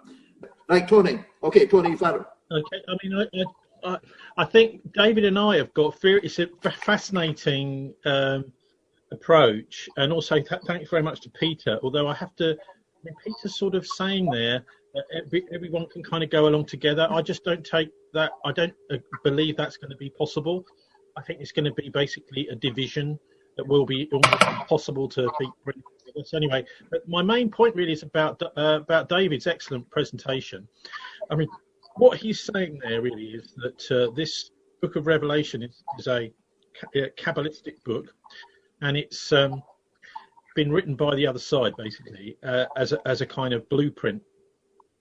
Now, I just don't believe that at all. I think there was certainly a battle to keep it out of the Bible. That's absolutely clear. And I've just shared a little document with everybody about the role of the temple in Jerusalem. And this is really key to understanding the Bible, because, I mean, how can the Masons and the Templars and the New World Order be working to a system where Jerusalem has no temple? That's in the Revelation. I've shared that bit towards the end of the book of Revelation, where it talks very clearly about the New Jerusalem having no temple. This is quite important. But it seems to me what Pike and his successors have been doing is carefully examining this book of prophecy written by John, who, by the way, is called the apostle that Jesus loved. He was there at the cross. He was the closest apostle, really, emotionally, as a friend to Jesus back in the New Testament times. And he was preaching at Ephesus, and he was ejected, as people may know, by the authorities to go and live on exile in Patmos, which is where he had his revelation. And the idea here really is that, Jesus can't just leave everybody in the lurch. A lot of his disciples at the time were really disappointed that he'd gone. They thought, oh, he's dead. We thought he was going to save the world. But and then, of course, was the resurrection, and he comes back and he explains a little bit. But John's book is for us, really, is to say, well, this is what's going to happen, and this is a specific message to believers in the future about how things are going to unfold and how they know that it's God that's doing this rather than the devil. So, we've obviously, David and I've got a difference of opinion on who wrote this. But I think the evidence is pretty clear. Pike and his friends have been spending a lot of time trying to twist the words of the book of Revelation to make the good guys seem like the bad guys and the bad guys seem like the good guys, and that this is unfolding in Israel right now particularly, but obviously in the Christian Zionist movement, particularly in London and Washington, but elsewhere, they are believing that their Messiah is going to be, actually like Jesus, basically. So, they're swapping these roles around. It's almost like a Hollywood movie. They've seen the script and they've just decided, right, we're going to turn our guys into the good guys and Jesus and his people into the bad guys, and that's what we're going to try and run. So they see it almost as a leak, so a leak from the other side, their enemy, and they're going to use that against the enemy. So, and I'll be interested to hear what David has got. What he makes. Yeah, I think the good thing is we can easily agree to disagree, right? Because it's not so much important what the source of the book Revelation is, rather that it's being used as a blueprint. Right. So that's really what I think what matters in our time, is that's what we need to understand is they are using it, the basics of it, to guide their actions, principally preparing the third temple for the arrival of the Messiah. And like you said, they're reversing it, but that's what Gnosticism is, right? They, you read Dan Brown's book, which is The Lost Symbol, and he ends, there's this long sort of labyrinth of a story. He ends by pointing out that the lost symbol of Freemasonry is the Bible. Right, so the point is not whether or not the Bible is God's truth. The point is that they follow a Gnostic interpretation, which reverses everything. So whereas you and I will read the Bible or the Quran, and we see God as the creator and the one to be worshipped and the commander of good, they see him as the opponent and Lucifer as the liberator. Yeah, the whole idea of Lucifer right from the start really seems to me be as a kind of counterfeit God. The idea that he's looking at Yahweh, creator of the Old Testament, and saying, well, hey guys, I can be as big as this, I can be as good as this, and that's one thing I think is really also important to stress is a lot of this is negative, isn't it? A lot of it's, oh gosh, it's very doom-laden and depressing. But the Bible makes it very clear in the Old Testament. It makes it extremely clear that the battle is already won in the spiritual world. That 2/3 of the spiritual beings are angels and only 1/3 demonic. So that's already, basically they're just waiting to take possession of the earth in a way to see how we run things down here. And so I think that's quite a key message.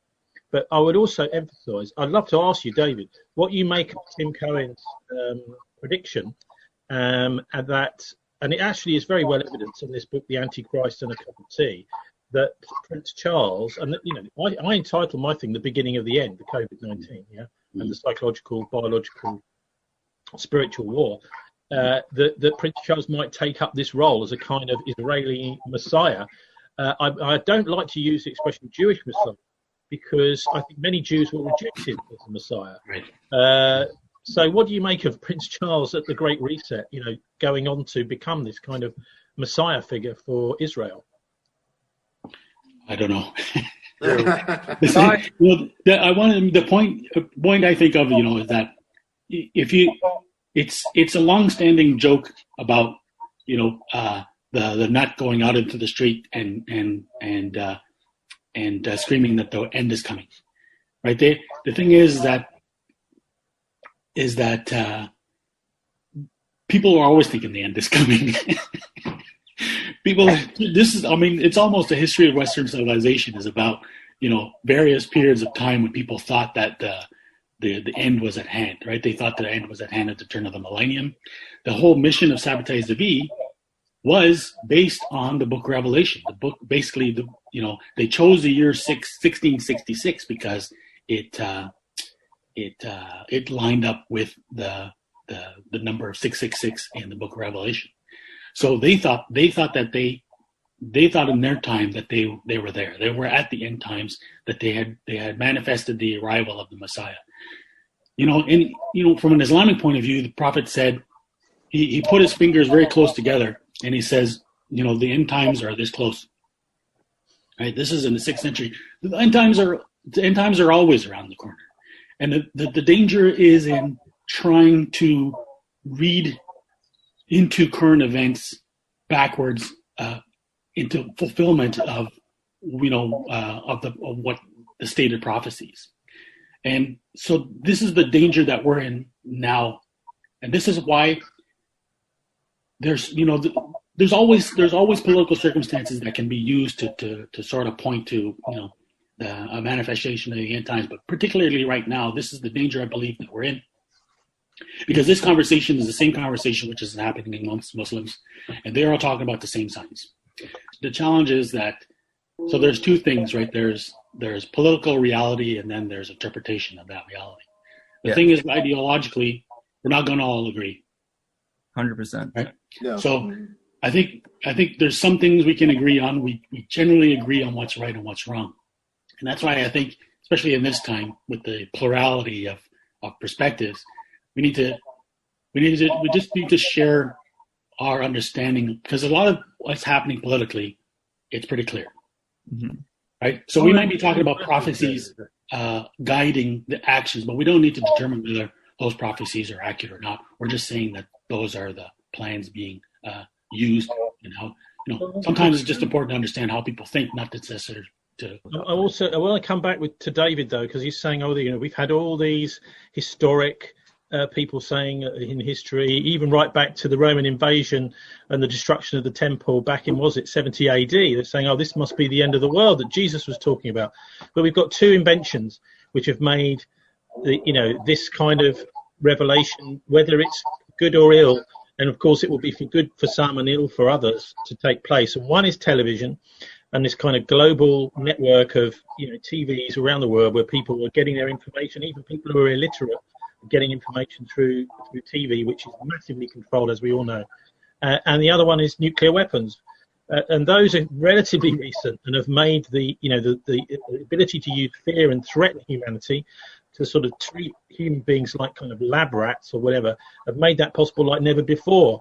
And that's why I found this whole pandemic thing very, very interesting, in that it's kind of it's using fear and it's using television in a way it's never really been used before to try and control, dominate the world. And that's why I think, we need to be a little bit more alert than maybe 70 AD to something bigger going on right now.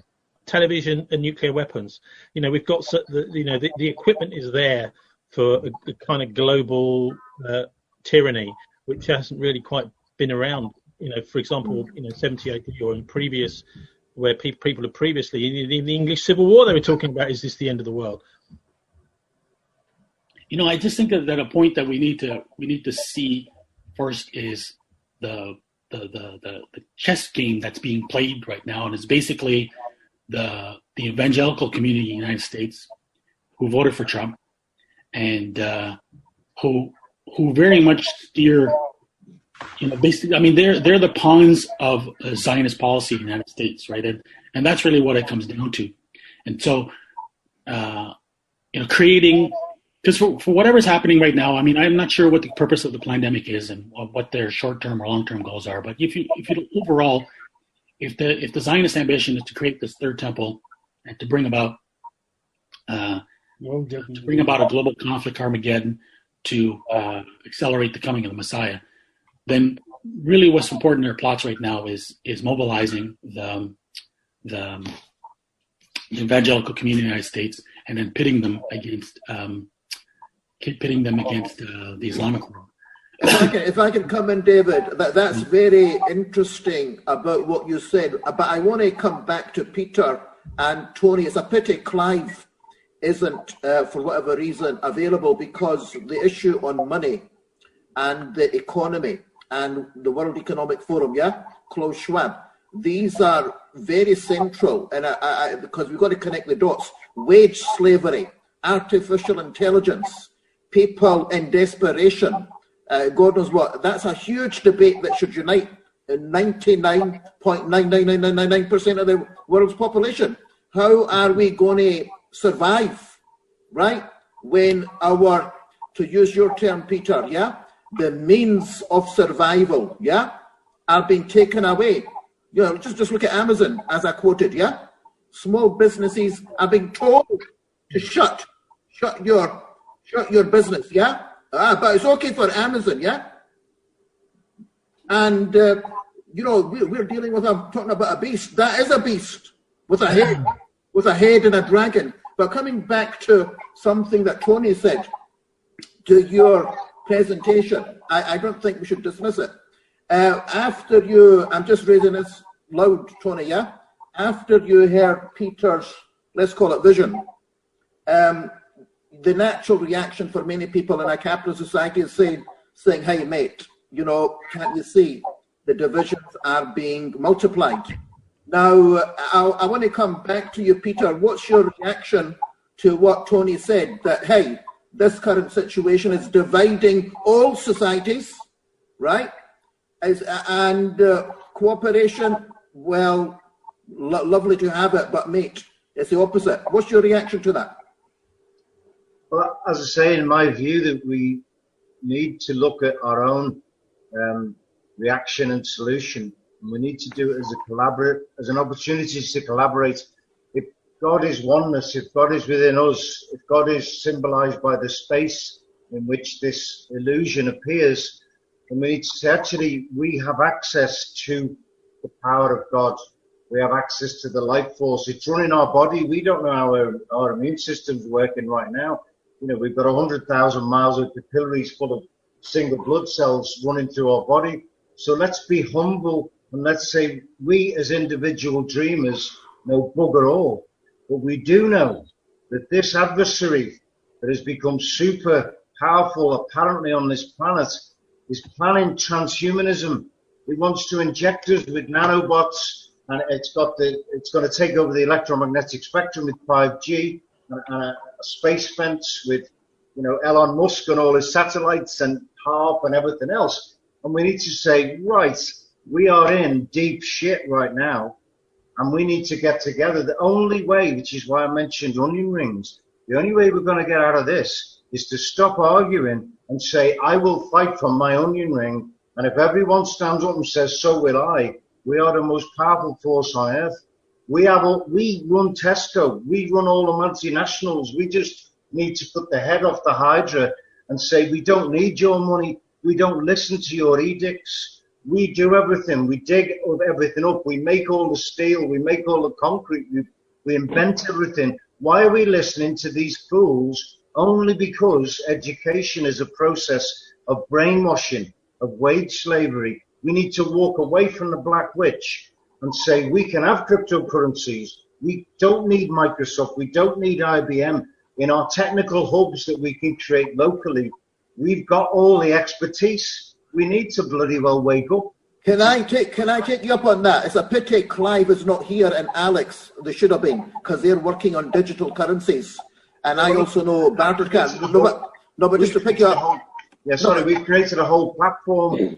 Sure. No, but I'm just saying, have you cooperated or contacted Clive Menzies and Alex Nikolov? Do you know them? No, not until today. I mean, this is what we're trying to give this software system away through licensing. Well, they are working on this. I don't know why Clive. Something obviously happened, but perfect for you. I will put them in touch with you. They are working on digital currencies. I think people need to collaborate, as you said, who are working at different levels. You're at the community level, they're maybe at a different level. But coming back to Tony, and you, Peter, you said we're in shit or holy shit, to use a common parlance. Now, Tony, I mean, what is your reaction again to what Peter is saying? I think it's a very vibrant, discussion. Okay. So I think we're going to have, in the future, we're going to have to agree that opposing the eugenicist plans, and that's, I think, what may be well behind a lot of this, is the idea of being able to inject people. This is one of the things I found very, very interesting about this new Pfizer vaccine they've approved, which is supposedly everybody is going to be taking.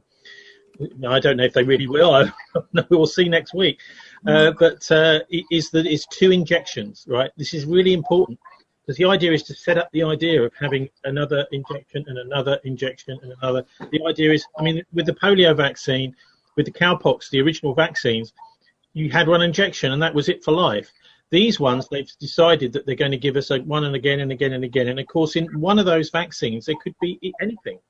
The RNA vaccine we're getting at the moment may not have any effect on fertility, but say, for example, a little bit way down the line, we're going to get another vaccine potentially that does, and basically turns the people who've had vaccines into a whole group of millions of people that can't reproduce. This is going back to this whole idea of having a kind of a city of people, that's being farmed by these people, an oligarchy sitting above, deciding that. So, I mean, when it comes to actually how to oppose it, I think number one, you've got to know who you're dealing with.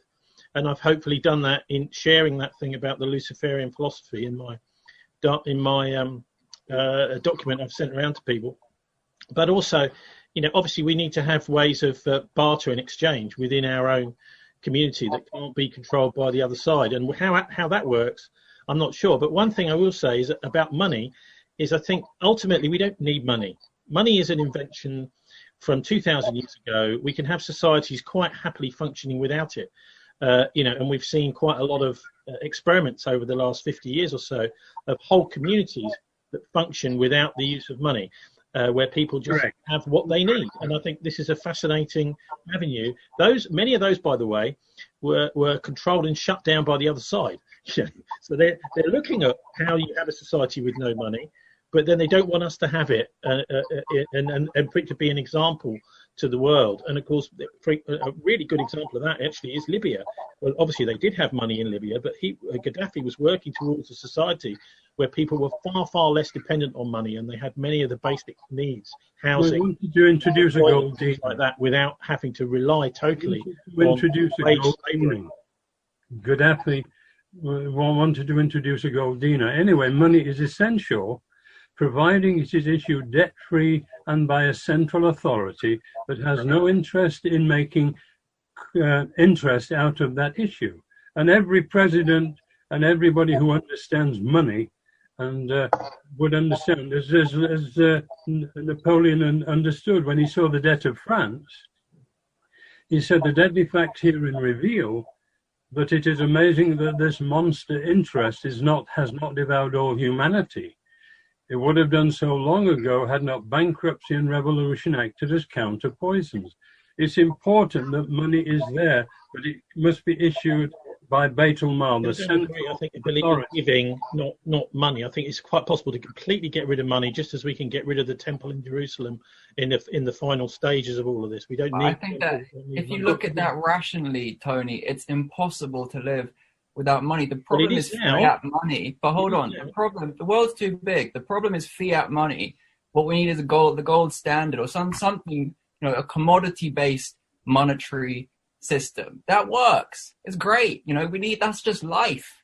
We trade and people value things, and people value gold. At the moment, they value digits on a screen. Well, I know how you get back to reality. Digits on a screen aren't real. No money systems work too, but it's just that it's been programmed. We've got to think money. You need leadership. You need a leadership, and you need a system, and you need a If I can come in again, because the discussion period's almost over, can I put a question to David from Canada? A very important question. There should have been another guy who advises me often. I'll even mention his name, Philip Bray, who is an expert on what you talked about. This is a problem. The thing is, I don't know his personal situation. Maybe he's got problems, but he should have been here. The point, Peter, that's Peter Forrest in Liverpool, and David, you mentioned collaboration. Of course, we got to collaborate, right? It's a given. It's not just about protest that's happening out there, yeah? People are protesting, but the collaboration it isn't happening as it should. Point one. Point two, David, the eschatology about the future, yeah? We do a lot of work on our forum, educating hundreds of thousands all over the world, Muslim, non-Muslim. Can I ask you a question? These people who run the show, yeah?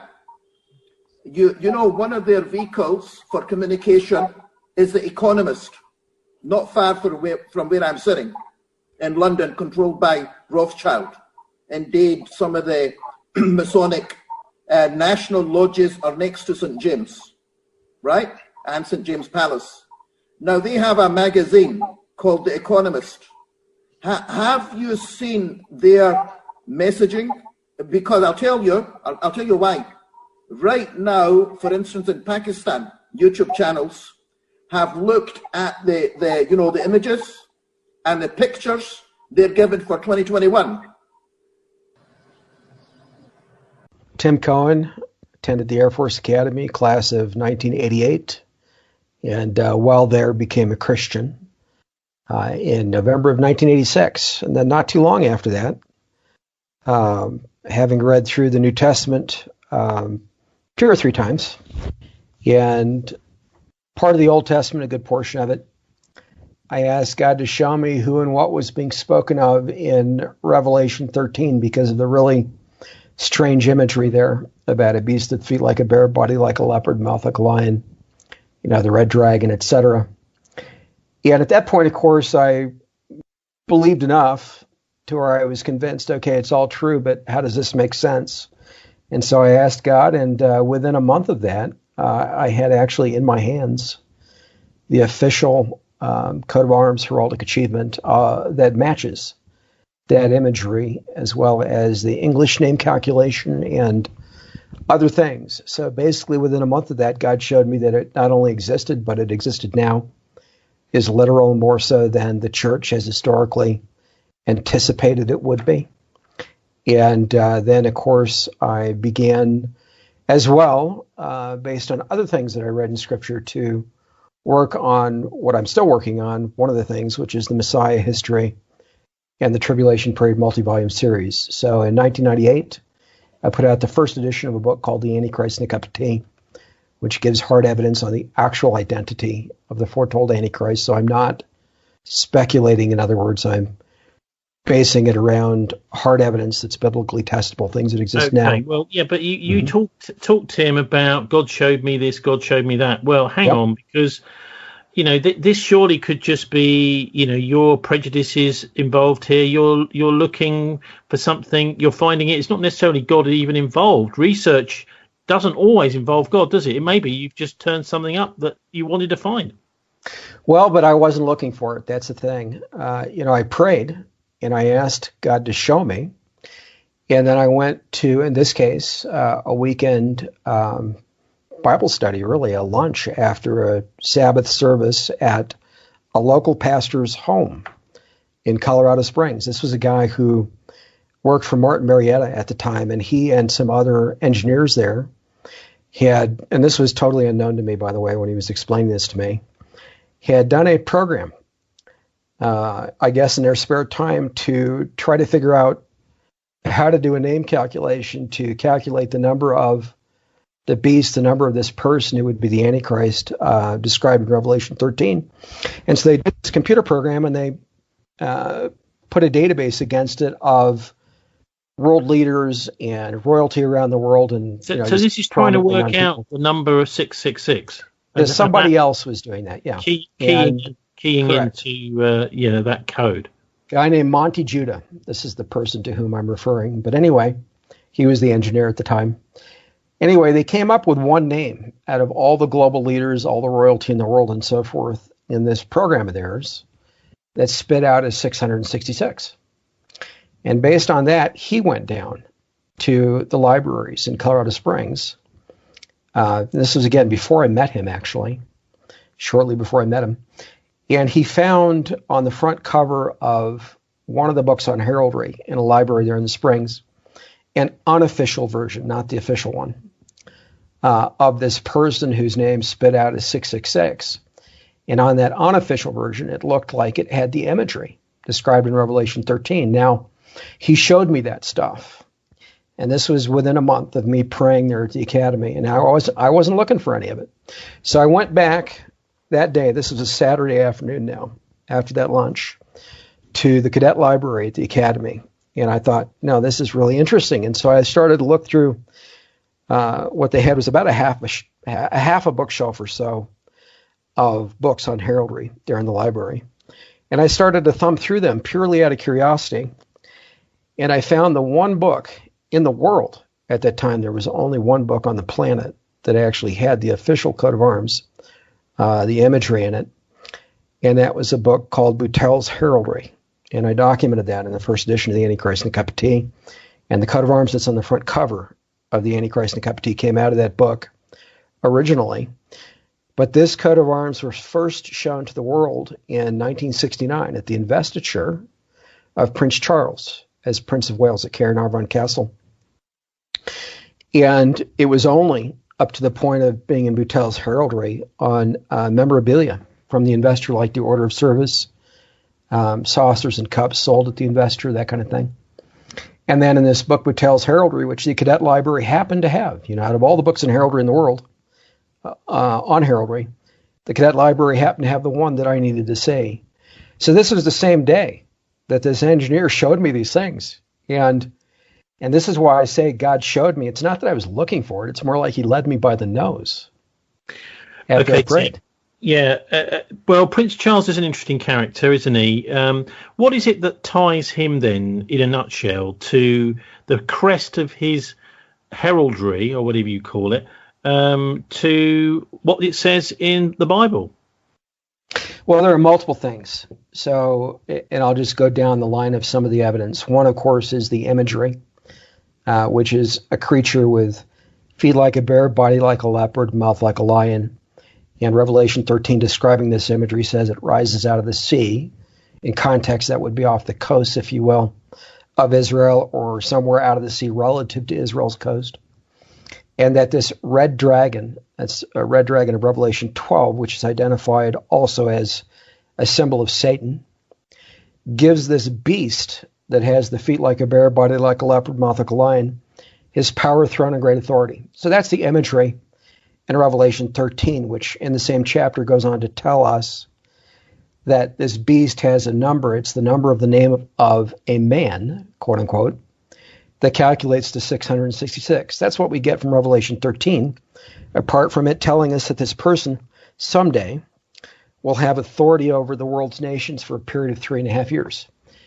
Daniel chapter 7 in the Old Testament describes the same individual who will also have authority for the same 3.5 year period over the nations of the world, but with completely different imagery. In Daniel chapter 7, he's called the little horn of the eyes of a man.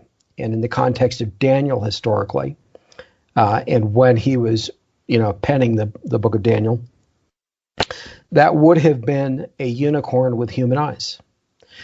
So there's the imagery. Besides all that, there's the name calculation, and a lot of people historically have tried to contrive systems to do the calculation, invent systems, have tampered with names, in other words, altered the normal rendering or spelling of names. You've got a major problem here, Tim, and that is that there's all sorts of different ways of coding names and letters into numbers. But there's not, and this is where I'm going. You would think that reading the English translation, for example, or for that matter, any translation of the book of Revelation, where you read the number 666 and it says calculate the name, if that's the only information we had, then you could easily argue, well, hey, what system are you supposed to use? Let's go create a system and see what we come up with. The problem is that all those translations come from the underlying Greek text. So the original text is in Greek. And in the Greek text of Revelation 13:18, it actually identifies the system for the calculation. Not a lot of people realize this. Most numbers throughout the Bible, and we're talking both Old Testament and Hebrew, as well as New Testament and Greek, are written in the form of words. Like we would write SIX for the number 6 in English. There are a few exceptions. And in the New Testament, there are really only a couple of exceptions, both in the book of Revelation. One is the number 144 for the 144,000 that we read about, for example, in Revelation 14, the 144,000 sealed Israelites.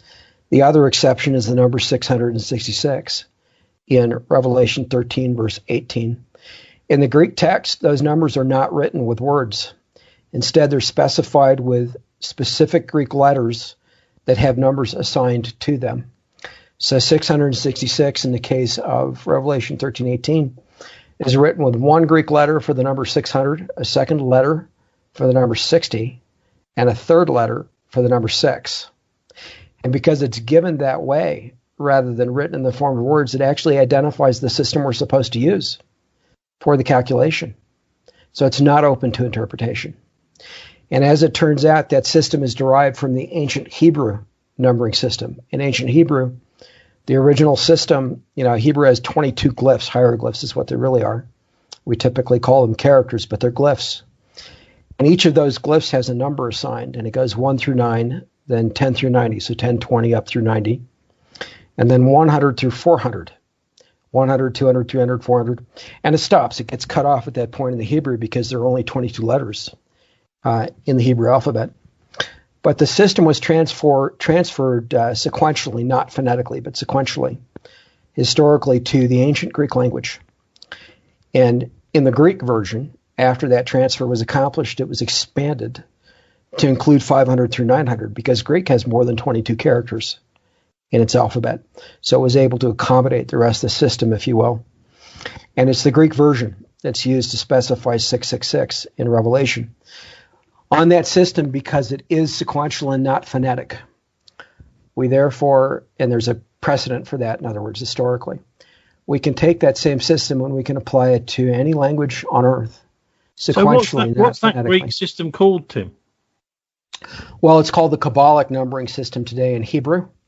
Even though it's not really Kabbalic, they call it that because it's typically used in Kabbalism, which is Jewish mysticism, but in reality, it predates Kabbalism, and it's the ancient biblical numbering system. There's no name for it. It's the biblical numbering system in Hebrew. And it was transferred historically, sequentially, to Greek. And I don't even know that there is a separate name for it either in Greek. But that's the system that's used in Revelation 13:18. And we can transfer it sequentially to any language there is, including English. Okay. For anyone listening, is there anywhere we can easily look up where you've shown that this system, first of all, it is the biblical Greek system that was originally used in Revelation, which was written, I think, on the island of Patmos, and also that the calculation works out with Prince Charles's name, because people might wish to try other names in that system too. Sure, anybody can Google this and look up. Well, they can look up the Antichrist. They can look up the Antichrist Nicopatee. Not necessarily Google. Well, the name calculation, what I'm telling you, the name calculation that is in the Antichrist Nicopatee, where I actually show the system, has been put online by others, and there are sample chapters also of the Antichrist Nicopatee, the first edition online, where people can see the name calculation with the Hebrew, the English, and the Greek. And I've got more information on that, quite a bit more, by the way, in the second edition that's coming out. But what we've been discussing is available online. And in addition to that, they can go and look up an interlinear Greek-English New Testament, in this case, the Book of Revelation online. There are several examples online. They can look up Revelation chapter 13 in an interlinear Greek-English translation, and they can find the number 666 in the English translation in that interlinear version online, and see that the number is specified with 3 Greek letters. It's not written in the form of words. So, I mean, we've got the number of a man. We've also got the symbolism in the crest of Prince Charles. Anything else in there that ties him to what it actually says in Revelation that you were originally talking about? So there are multiple other things. One is the lineage. One of the requirements to be the Messiah, or for this matter, a counterfeit Messiah for Israel, and I'm speaking of Israel that does not believe that Jesus is the Messiah, or the God of Israel incarnate, that rejects Yeshua as the Messiah. They're looking for a person to come along who can show a credible lineage with descent from Israel's ancient King David. Now, Israel's ancient genealogical records were destroyed when the Romans, sacked Jerusalem in 70 AD roughly, and then later, early in the 2nd century with the Bar Kokhba revolution, leveled what was left. The genealogical records of the nation of Israel were destroyed and lost with that. So for anybody to come along today and attempt to show a lineage to King David is challenging, to say the least. But as it turns out, the British monarchy has a fairly granular genealogical record. Queen Elizabeth II's official lineage, in fact, was published decades ago. And I offered as a chart through Prophecy House the actual official lineage chart of Prince Charles' mother. And on that chart, they make explicit claim to descent from King David. The British monarchy makes explicit claim to sit upon the throne of David. They make explicit claim to be the royal house of Israel and the royal lineage of King David. And for whatever reason, that genealogical set of claims has been taken seriously enough in Israel to have been announced multiple times on national television that Prince Charles is a descendant of King David. And so far as I know, that announcement has not been made for any other human being on the planet. Well, so that's also said, interestingly, Tim, he's also said he's a descendant of Count Dracula. So well, he is. He actually is. But I mean, the big question there is, when did these claims begin? Because, of course, we know there was a very powerful Zionist movement in Britain under Queen Victoria. And it could be that those claims to be from the line of David originated as recently as then. That's very possible. In fact, I'll be honest with you, I don't accept the claims. My point is only that Israel does. Somebody in Israel, in the rabbinic community, accepts those claims enough to have permitted such an announcement on national television more than once in Israel. I mean, that is stunning. Even if it's all made up, that's stunning. Now, the other thing is the same lineage chart shows descent from what could be the Danites. And that very likely is a legitimate claim. And when I say the Danites, I'm talking about ancient Israel's tribe of Dan. And one reason that would be significant is that there's a prophecy concerning the tribe of Dan in Genesis.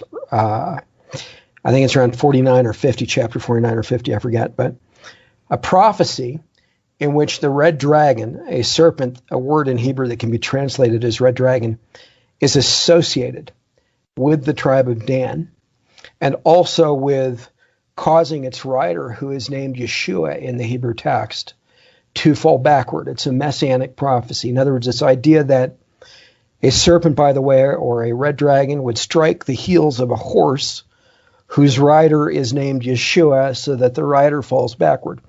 That's a prophecy about the tribe of Dan. And ancient Israel sages looked at that prophecy, and they concluded from it, and the early church concluded from it, that the Antichrist, the counterfeit Messiah, would descend from the tribe of Dan.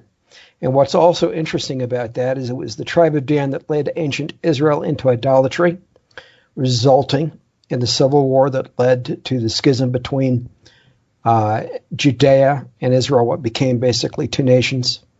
And then ultimately Israel going into Assyrian captivity, and later Judea into Babylonian captivity. And because of all of that, the tribe of Dan ended up being excluded, omitted completely from the 144,000 sealed Israelites in the book of Revelation, who are to be testifying, if you will, a kind of witness, but testifying concerning Yeshua, concerning Jesus, to the nation of Israel during that 3.5-year period when the Antichrist will have sway over the nations of the world. So, okay, so look, all that we've is been to running say, through these the various lineage is there. proofs.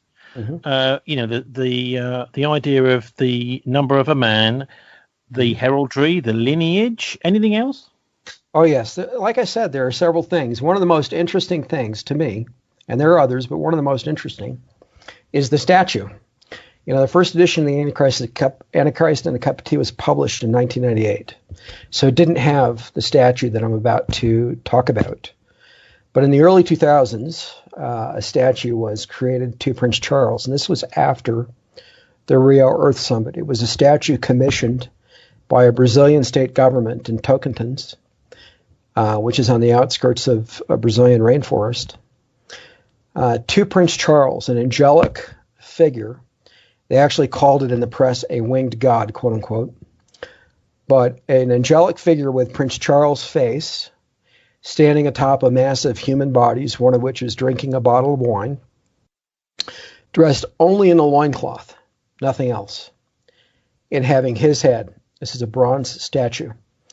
They created it in two versions, the artist did. One was a miniature version, which was actually presented to Prince Charles in person and photographed by the BBC.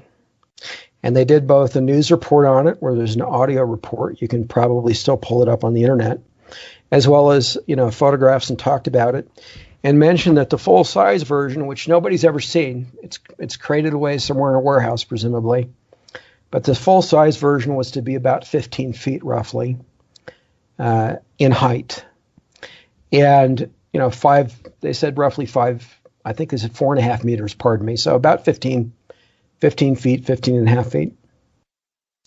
But anyway, one of the interesting things about the Antichrist is that an idol is to be erected to him, and Scripture calls it, both in the Gospels and the New Testament and the Olivet Discourses, where Jesus himself was speaking of future events. He called it the abomination that causes desolation.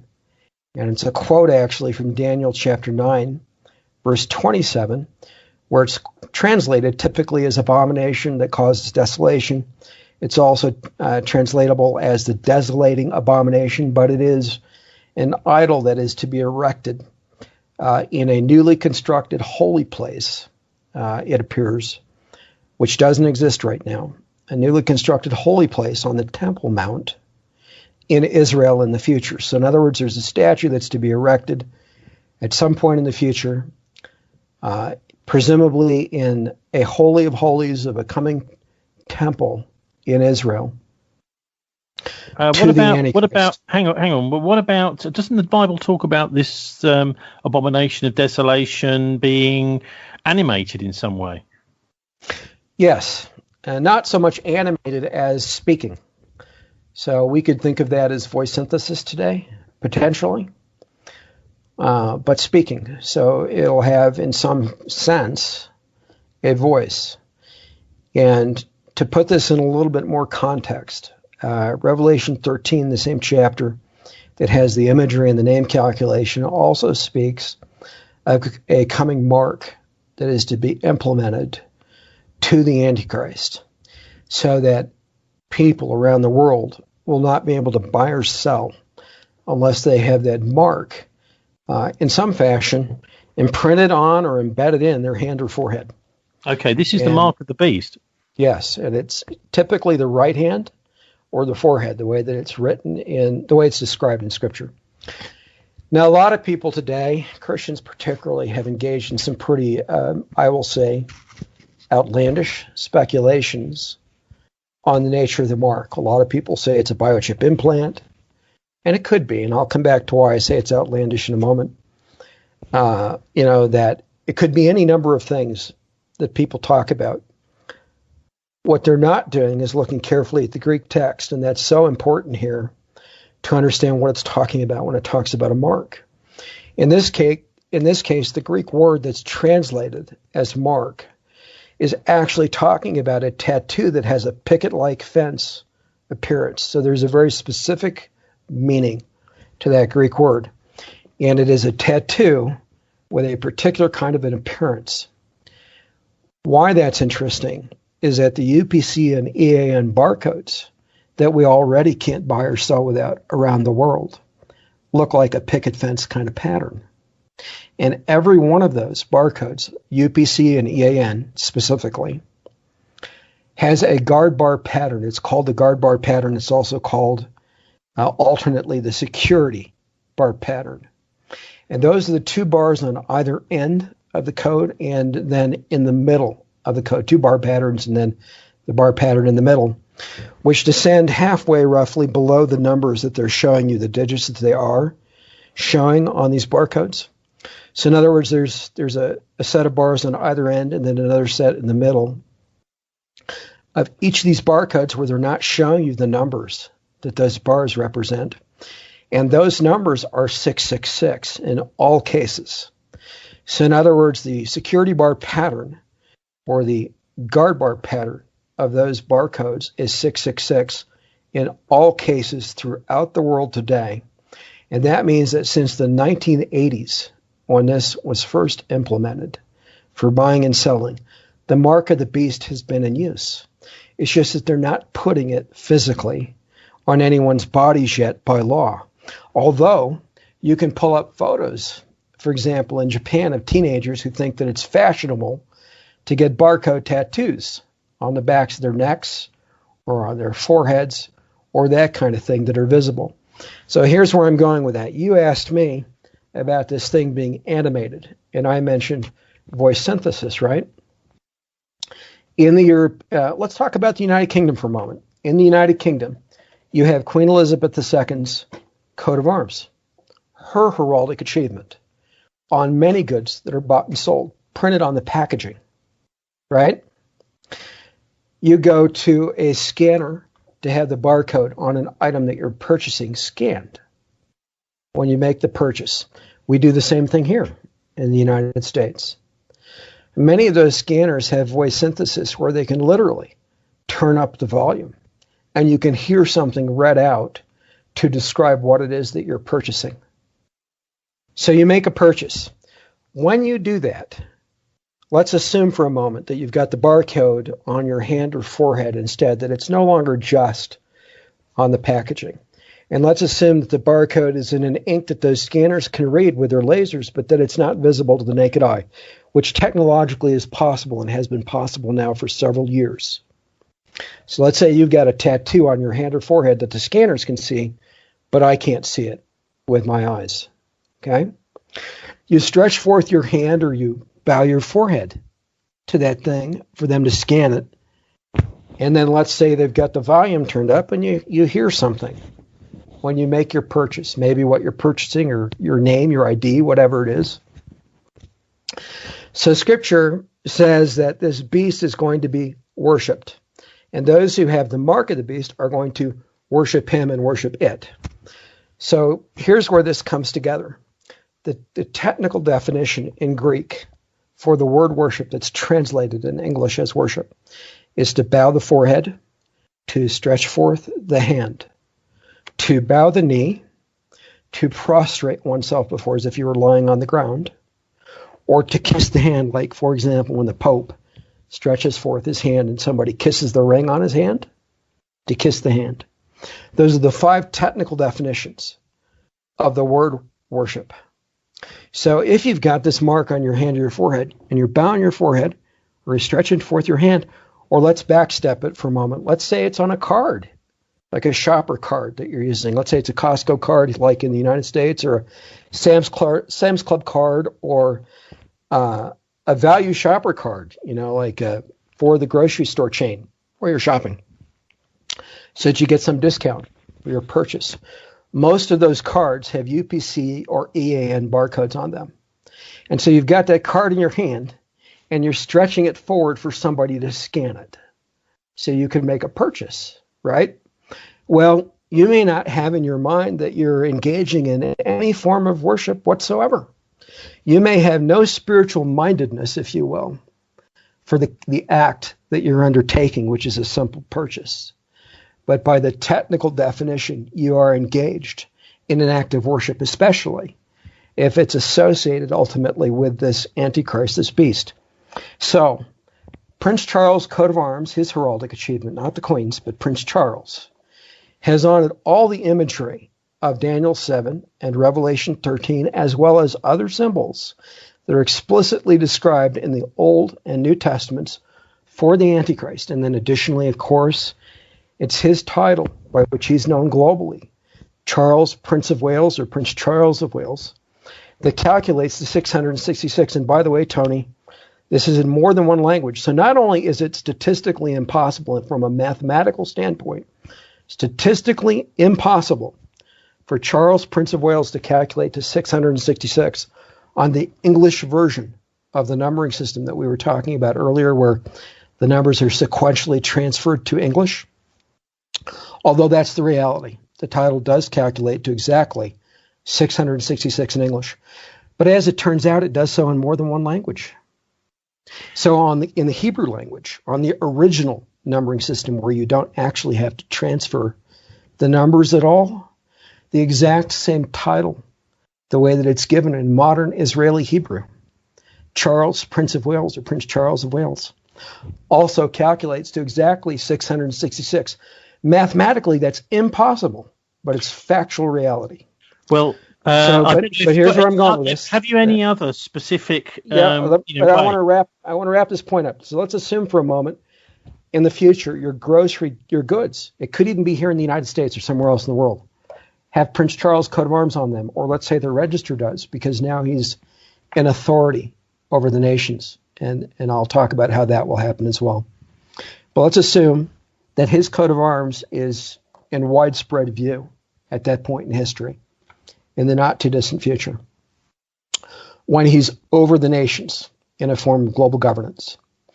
And people are now using the barcode in a more direct fashion. Let's say it's tied into their bank accounts. Maybe the number that it's encoding is an ID that ties to their bank accounts, for example, so that they can buy and sell. So they're stretching forth their hand to a register, and then they're hearing voice synthesis, right? All of that is this imagery, this beast speaking, if you will. Now, beyond that, you could have this statue that I was talking about to Prince Charles, which, by the way, is explicitly identified in the Hebrew text of Daniel 9:27, which I've not talked about. That's addressed in the second edition of the Antichrist and the Cup of Tea. So not only is it a statue and idol, but it's got a very specific design for the Hebrew root words, the Hebrew text of Daniel 9:27. So you won't get it in the English. It's another thing like going to the Greek for the number 666 in Revelation. In this case, you have to go to the Hebrew for Daniel 9:27, which talks about the statue, the abomination. But anyway, that particular statue, not just any statue, is what's actually described in the Hebrew text. And I address that in detail in the second edition of the Antichrist and the Cup of Tea. So look, we've got all these 4 things so far: the 666, the heraldry, the lineage, the statue. Any more? Yep, peace process. You know, something happened this year that was a big deal that most people have missed, including in the church, and I'll come around to that. So I documented in the first edition of the Antichrist and Cup of Tea that all of these peace process efforts around Israel actually trace directly to Prince Charles. Most people don't realize this. So in the first edition of the book, published in 1998, up to that point in history, I documented that what had been heard of to that point, which was the Oslo peace process, which was set up as Oslo 1, 2, and 3, and then the peace agreement with Jordan, which sat between Oslo 1 and 2, traced back to the Madrid Peace Conference and Madrid Peace Talks in Spain shortly before that. So that's where the Oslo process came from. It derived from what was happening in Madrid, Spain, prior to that.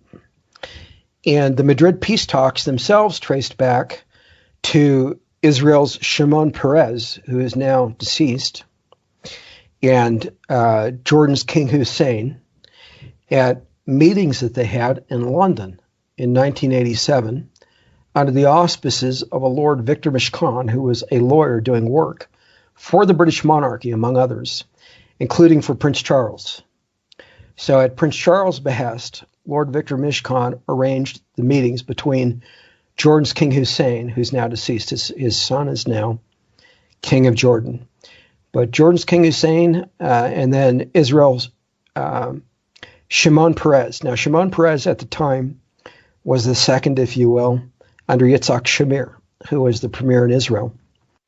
Shamir was not too happy about the whole thing and shelved it. Subsequently, after the Madrid peace talks, which this London Agreement of 1987, and that's what it's actually called, the London Agreement of 1987, and Shimon Peres talked about that in his book called The New Middle East. That's the title of Peres's book.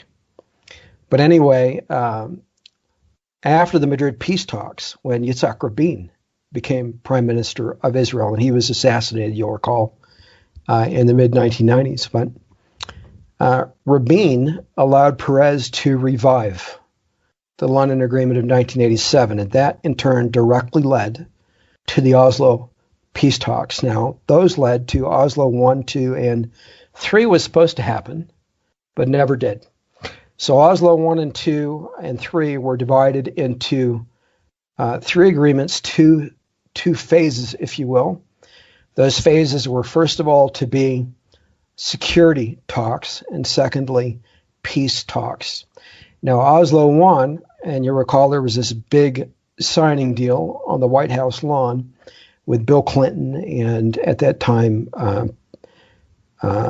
Peres and Rabin and Arafat.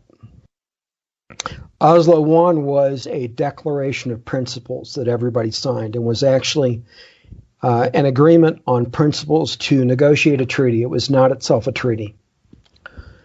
Oslo 2, on the other hand, was an actual treaty. And between Oslo 1 and 2, the peace treaty with Jordan occurred. Oslo 3 was supposed to be the peace treaty, which never happened. Rabin was assassinated, and in lieu of Oslo 3, something called the Quartet and the roadmap stepped into the picture, if you will. Now, up to that point, everything was directly traceable to Prince Charles.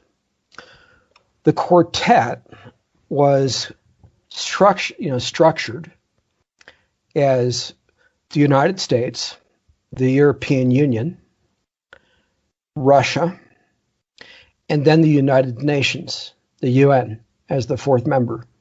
And because the UN was in there, it was basically all the nations of the world. The Quartet was headed for a long time by Tony Blair. And you're probably familiar with that. Well, yeah, Tony Blair, he was a Middle East peace envoy. I think many people in Britain raised their eyebrows when that, but especially after he'd started an illegal war there. Yes. Well, Tony Blair still reported to Prince Charles, as his prince in waiting, if you will, under the sovereign. He still reported to Prince Charles all that time. And now it's another British citizen who's taken over the Quartet for Tony Blair. But again, under Prince Charles. So behind the scenes, this whole effort that the whole world talks about where they get all up in arms over so-called settlements and Israel wanting to construct this or that, in Eastern Jerusalem, or wanting to have sovereignty over Eastern Jerusalem. And of course, Israel annexed the old city of Jerusalem, East Jerusalem, historically after the 1967 Six-Day War. But all that is to say, the whole thing has sat under Prince Charles all this time. And up until this year, Prince Charles and other members, until 2018, in this case, other members of the royal household of the UK, which of course, is the royal household over the nation that produced the Balfour Declaration and so forth, right? And had a big hand in dividing up the territory there in the Middle East after the fall of the Ottoman Empire, etc., to produce all those nations over there in the Middle East now, including Israel. So the British monarchy refused to officially have any member of the monarchy visit Israel, after its founding in 1948. It was only William, I think it was in 2018, who made the first official visit. And then after that, Prince Charles earlier this year. And what Prince Charles did earlier this year was a very big deal.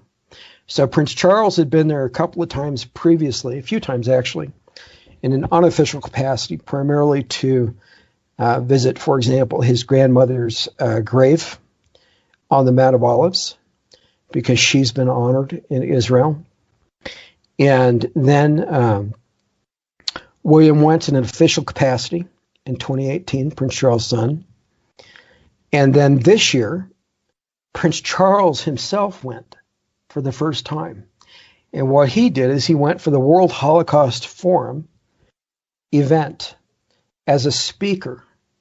So Israel arranged to have the Allies and the Axis powers, the successors of those, speak at the WHF event this year. And so you had Germany's president speak, you had France's president speak, you had Vice President Pence for the United States speak, you had Israel's president and Prime Ministers Netanyahu and Rivlin both speak. You had Russia's president Putin speak. And then instead of having the Prime Minister of the UK speak, you had Prince Charles speak. He was the other one. Of all of the speakers at the event, the two best speeches by far, and I listened to them all in full, were given by Russia's Putin, curiously enough, and Prince Charles. Prince Charles gave a stunning speech. It was fantastic. And it endeared him big time, if you will, to Israel's populace. I mean, it was a superb speech.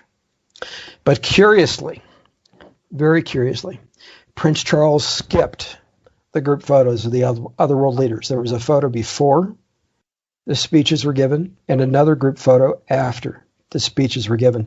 Prince Charles was the only speaker to skip the photos in both cases. And immediately following his speech, he went to meet with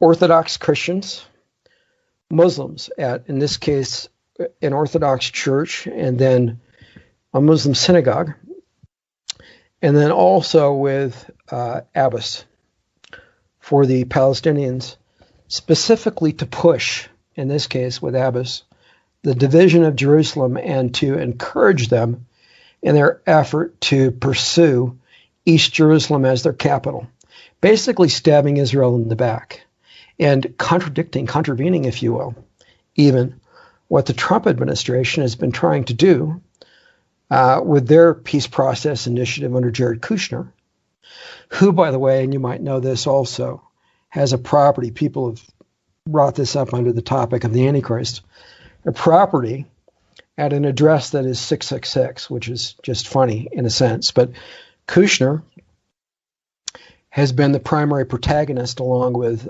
other direct people in the Trump administration, for the I'll call it the fake or the false peace process with Israel. At any rate, Prince Charles is not in complete agreement, if you will, with what the Trump administration has pursued. He wants to see the land divided. He wants to see Jerusalem divided. He wants to see the Palestinians have their own state with half of Jerusalem, as it were, the old city that has the Temple Mount area as their capital.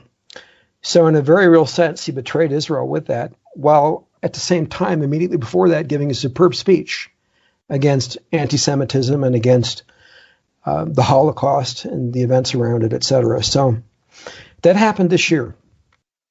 And to me, that is a big red flag that we're getting close to what Christians call the tribulation period, or the tribulation week, the latter half of which, the final 3.5 years of which, is called the Great Tribulation, the period in which the Antichrist has his reign. Okay, well, why don't you take us through this idea of Prince Charles becoming something of a figure on the world stage, because we've got some interesting indications that that might be true. Firstly, that his association with Klaus Schwab, the World Economic Forum, who had a partnership agreement last September with the United Nations, which looks to me, slightly cynically maybe, as more like a hostile takeover of the United Nations, because the UN's been running out of money. The World Economic Forum, Davos in Switzerland, is awash with money. And so this partnership agreement does look as if the World Economic Forum are going to start to be calling the shots in this global regulator set up to keep the peace after World War II. So there's that side, and there's various other things as well. But particularly the other aspect of Prince Charles being somehow on the world stage. We have next April, the Queen turns 95 years old, and there are various rumours, but some announcements that she may actually retire and hand over to the next in line as a Prince Regent. Now, that could be William, it could be Charles. So what do you think? Now, the World Economic Forum, they had the Great Reset, quote unquote, that everybody's been talking about in the news. And of course, Prince Charles was a speaker there and directly referred to the quote unquote Great Reset, which is in a sense just a new euphemism for the New World Order. They're talking about the same thing. And when we talk about COVID, they've talked about COVID in multiple venues and multiple contexts being something that, surprisingly to some, and I think not to others, has facilitated their Great Reset, if you will, efforts. Now, setting that aside for a moment, and I'll come back to that, the history of the United Nations itself, as an organization, is one of it coming out of the League of Nations. Now, the League of Nations, pre-World War II, actually traces its origin not just to the victors of World War I, but to the British monarchy, and specifically the Royal Institute of International Affairs, the RIIA, or Chatham House in London. Prince Charles heads the RIIA, or Chatham House in London, and has for quite some time now. Additionally, so in other words, the UN traces its history to that.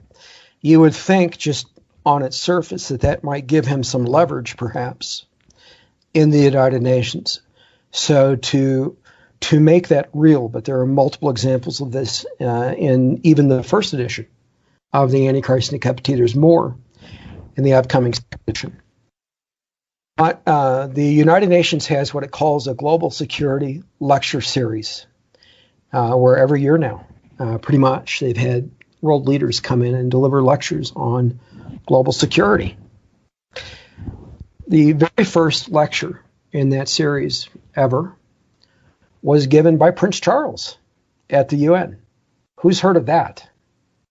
And there are many initiatives like that trace directly to Prince Charles in and outside of the United Nations, including the big push for public-private partnerships with the UN. Much of what had been called the Prince of Wales Business Leaders Forum in the past, PWBLF, was structured around public-private partnerships. So a lot of the things we see in the world today, where national governments partner, if you will, with industry in an almost fascist and often overtly fascist sense, traces to initiatives under the PWBLF and Prince Charles. There are many things like this that the public has not generally heard, where Prince Charles has prominence globally among globalists. When we talk about the environmental movement, for example, the modern environmental movement traces to the British monarchy. So it goes back to the Flora and Fauna Protection Society, if I remember right, of the 1800s, out of the British monarchy, which, later led to things like the World Resources Institute and the World Wildlife Fund, which Prince Philip headed for quite a while, and then was headed by Prince Charles. The Rio Earth Summit of the early 1990s, I mentioned the statue to Prince Charles. The Rio Earth Summit took place prior to the publication of the first edition of the Antichrist and the Cup of Tea, so I documented that in the first edition. At that time, when it took place, most of the world had heard of Al Gore, as prominent, besides perhaps Prince Philip, as prominent in the global arena for environmentalism, and environmental initiatives and so on. But in reality, Prince Charles was more prominent than any of them. And in fact, the key players of the Rio Earth Summit credited Prince Charles, not Al Gore. They credited Prince Charles. Al Gore also explicitly credited Prince Charles for the success of the Rio Earth Summit following the summit itself, because it was Prince Charles who organized meetings aboard the Royal Yacht Britannia of the key participants at the Rio Earth Summit, to include Al Gore, Brazil's president, a variety of other people. And because of what Prince Charles did in chairing those meetings and guiding them, those leaders subsequently credited him for the success of the summit. And that directly led to the statue that was commissioned by the state government of Tocantins in Brazil to Prince Charles. And I didn't mention this earlier, but there's an inscription on the base of that statue, Tony, and people can see this in the reporting, both the BBC audio report that was done where they filmed the statue and showed it in photos, and also the printed news articles on the statue from the early 2000s. There's an inscription at the base of that statue, and it is, quote unquote, Savior of the World, written in British spelling, Savior. They were calling Prince Charles specifically the Savior of the World with that statue. And I mentioned it has his face, right, and angelic wings. They were doing that in the context of viewing him as the environmental Savior of the world, okay? So the Rio Earth Summit, which the United States sort of signed on to, sort of didn't, led to the Kyoto Protocol years later in Japan. You would have heard of that, right? That predated the Copenhagen talks in Denmark and predated the 2015 Paris climate talks or Paris Climate Conference. So I'll come back to those. But the Kyoto Protocol is something that the United States did not sign, but most of the rest of the world did. And the rest of the world was trying to get the United States on board with it for several years. And that came directly out of the Rare Earth talks and summit. So again, Prince Charles credited for that. Who hears about that publicly today? Almost no one. The Denmark talks, the Copenhagen talks, which took place when the Obama administration was active in the United States a few years ago, were not a success. There was not enough agreement to really lead to anything at those talks. The next round of serious talks from that took place in 2015. And these were called the Paris Climate Talks, Paris Climate Conference. It was hosted by France's president, Holland. I think that's right. But hosted by France's president.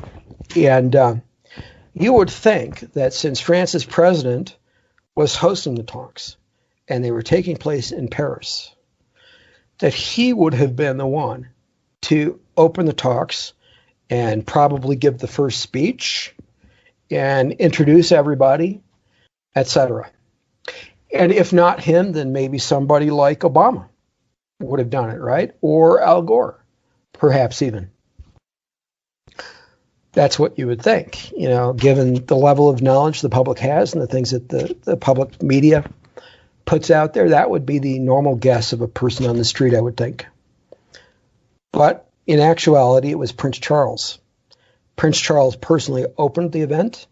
He gave the first speech at the event. And then at the group photo for the event, he was at the very center of all the world leaders in the position of prominence over everybody else globally.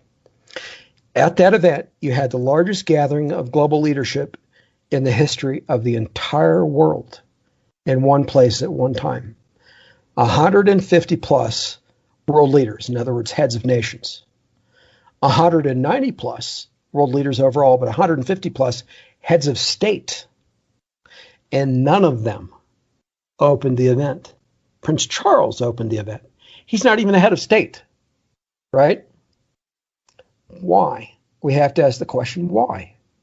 And it's because all of those people, global leadership, they know behind the scenes just how prominent Prince Charles actually is. They know that this whole global thing, all this global talk of anthropogenic, human-caused global warming kind of thing, this whole thing is sitting beneath Prince Charles.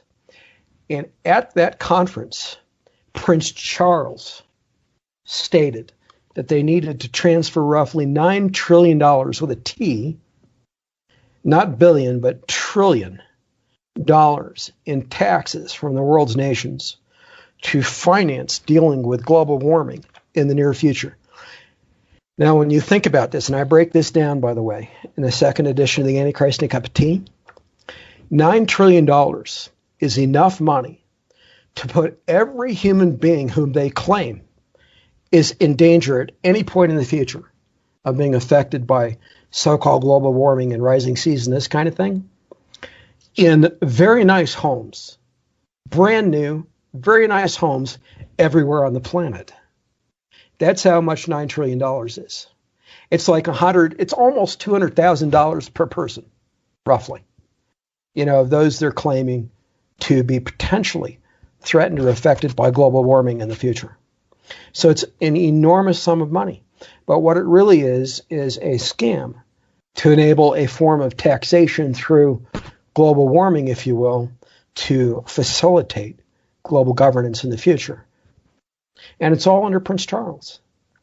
So, that's an example of his prominence, apart from what happened in Israel earlier this year. In this case, that's related to the climate stuff. But there are many other examples. And so I address this in the Antichrist in a Cup of Tea. And these are things that people would look at and say, gee, that's true. Why didn't I hear about that? Or why hasn't anybody put that together as a list of things that he's been front and center for? So for example, in the first edition of the Antichrist in a Cup of Tea, there are lots of other examples. You'll recall that the UK turned over Hong Kong to communist China in the 1990s, right? Still there? Yes. Okay. Yes, that definitely did happen. Yeah. So who did that? Who did that for the United Kingdom? Well, what they say here is a chap called Chris Patton, who then went on to become chairman of the BBC. No, Prince Charles. Prince Charles personally handed over Hong Kong. And in fact, they filmed him doing it. So it was Prince Charles for the UK who did that.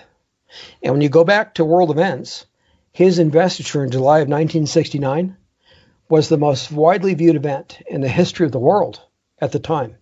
An estimated television audience of 500 million plus. The only event to that point in history to rival it was the Apollo 11 moon landing in the same month. Then after that, his wedding to Princess Diana. Estimated television audience of 1 billion plus, up to 1.5 billion, 1.75 billion people, depending on what estimate you read, somewhere between 1.25 billion, 1.75 billion estimate. Then, of television audience. Then after that, his handover of Hong Kong to communist China, the new most widely viewed event in the history of the world up to that point. And then after that, we get into other things like what I've been talking about so far in the interview. So how do you explain that about one human being who has the imagery, the name calculation, the lineage, the statue? And again, not just any statue. You know, I mentioned the Hebrew root words in Daniel 9:27. I show in the second edition of the Antichrist in a Cup of Tea that the statue is associated with somebody whose name means strong man. You know, it has to do with the idea of imposition or enforcement for the treaty that's addressed in the same verse of Daniel chapter 9. This treaty, in other words, this false peace treaty that the Antichrist is involved with, and Israel is involved with, this whole thing around the false peace process that relates to this statue. And all of that is in this one verse in Daniel chapter 9, verse 27. The Hebrew root words describing that statue talk about it having overspreading wings, dressed only in a loincloth, if you can believe that. It's bizarre. But the root words actually indicate that the statue is dressed in a loincloth. And it's associated with someone whose name means strong man in the Hebrew text. And it's associated with someone who is a prince, and not just any prince. There are multiple words for prince in Hebrew. This particular word for prince means heir apparent to a throne. So in other words, it's a prince who's in line to be on a throne, who's not actually on a throne, and who's not in line to be on a throne, but who is in line to be on a throne. So the name Charles in English means strong man. That's what it actually means.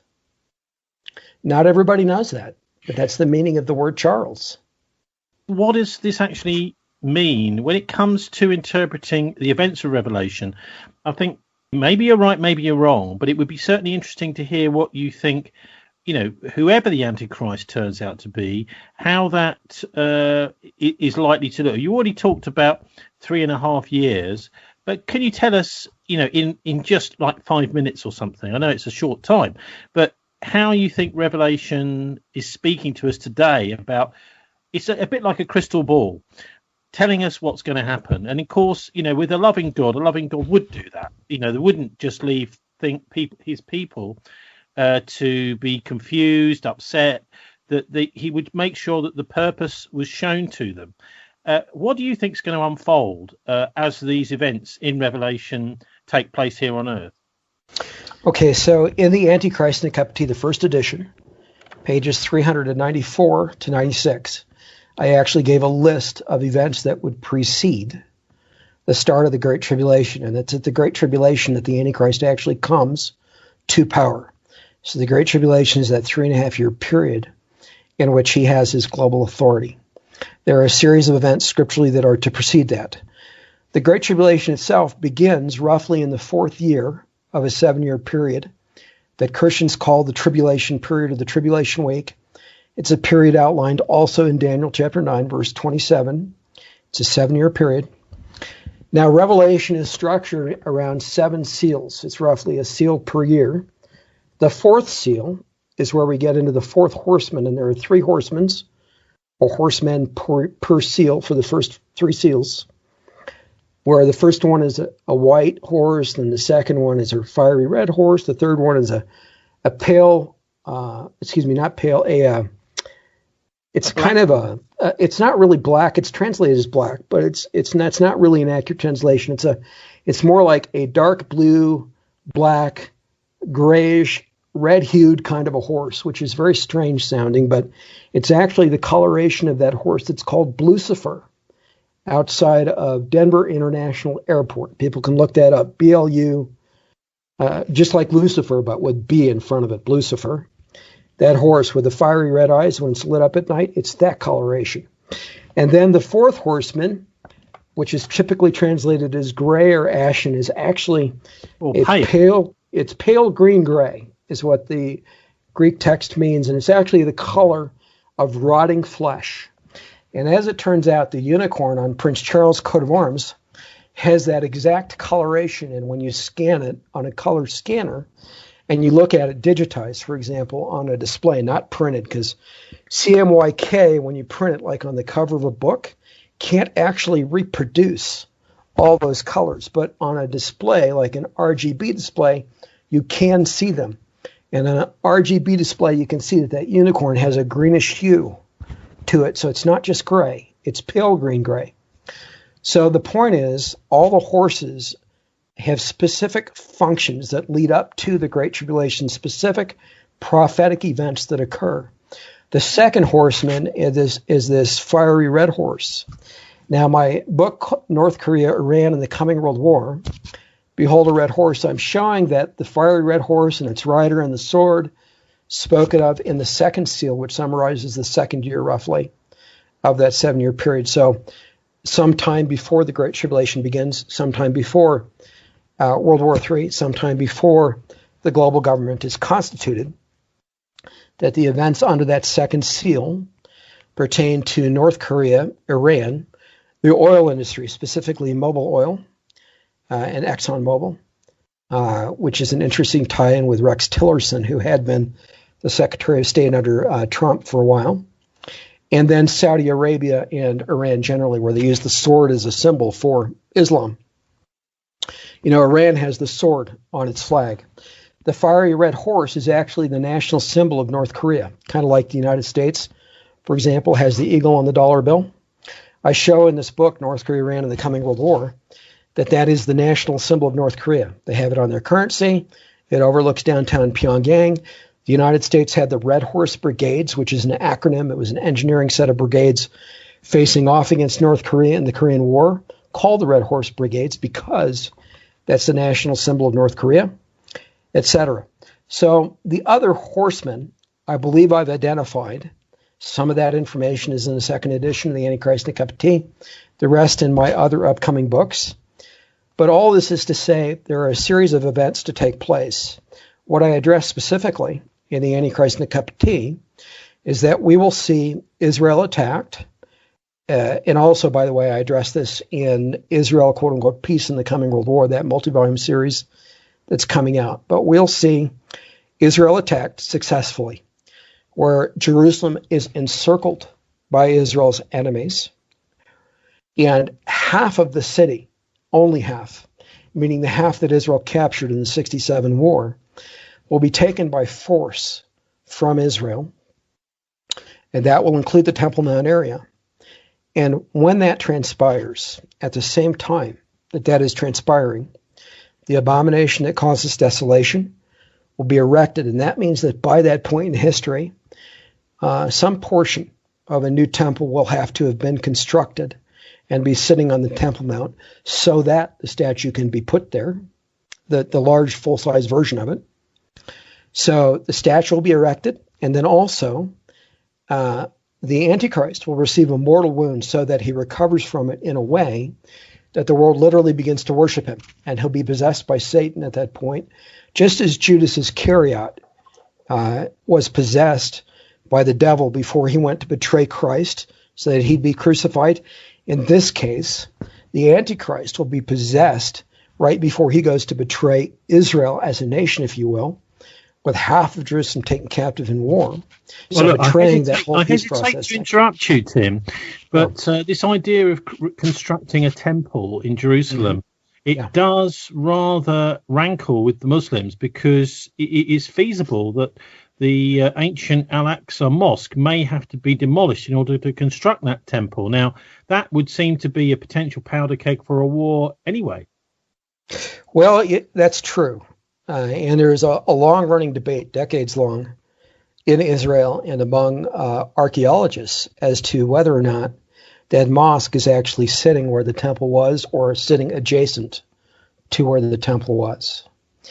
And I've done my own research on this. I tend to agree with those who say that the Wailing Wall, the Western Wall, was an outer wall of the temple compound historically. In other words, that where Israel thinks the temple sat is correct. that they've correctly identified the actual location. So it may be that it requires some sort of an agreement between Israel and her adversaries to construct something next to or adjacent to the mosque. It's quite clear that Israel's government to this point has been very cowardly and fearful of rankling the surrounding Muslim nations, which number, hundreds of millions of people. If you add up, if you include Indonesia, it's a ton of people. But even just the surrounding nations, several tens of millions of people versus Israel's very small Jewish populace. So yes, Israel has nuclear weapons, perhaps. They don't admit to it, but yes, they do. And could do a lot of damage. But what can you do when they keep coming like ants, right? If you rile them enough.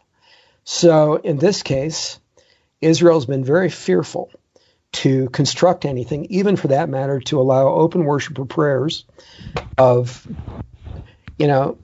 Jewish or Christian people in the vicinity of the Al-Aqsa Mosque. And so it's very likely that it will require either a new Israeli government that is very so-called right-wing and just says, to whatever, with the surrounding Muslim nations, we're going to trust God to defend us if they attack us. And by the way, they won't want to be turned into, radioactive whatever if they do. Some right-wing government to just throw caution to the wind and proceed with plans that have been underway now for decades to be able to construct a new temple compound, probably adjacent to the mosque. But, there could be an earthquake that wipes out the mosque. Any number of things could happen. It could be wiped out in some intervening war. We just don't know. Or they could get some political agreement to construct something on the basis of the whole, false peace process, if there is some other agreement to be made. Surely there is another way, and that is that there is some kind of sensible understanding between Christians, Jews, and Muslims. Same building, could the same building not be used as on Fridays as a mosque, on Saturdays as a synagogue, and on Sundays as a church? Well, I would say it's the Orthodox and to a lesser extent the ultra-Orthodox, but primarily the Orthodox in Israel who wish to build a temple, who actually care about a temple much more so than the ultra-Orthodox, many of whom would agree with Iranian leaders, that Zionism shouldn't exist, that Israel as a nation shouldn't be there in the land today because the Messiah hasn't come yet, this kind of thing.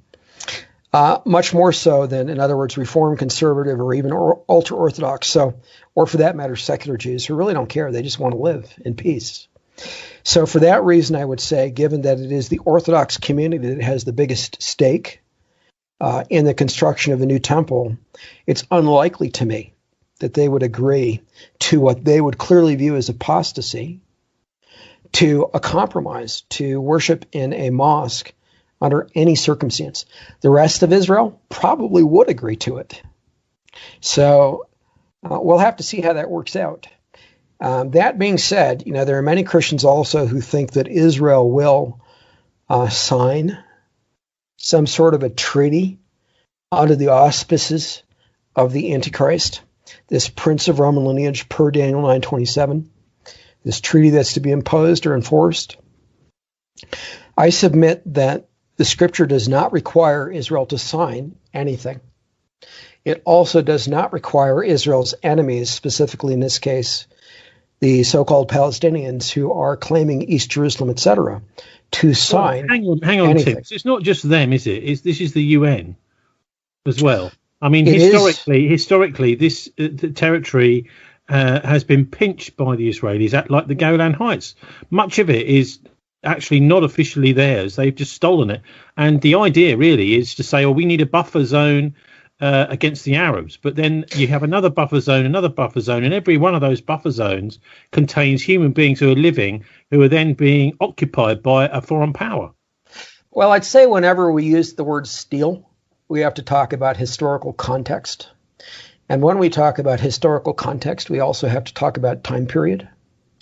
So if we talk time periods, ancient Israel, meaning the time period of David and Solomon and before them, after the exodus from Egypt, had that territory.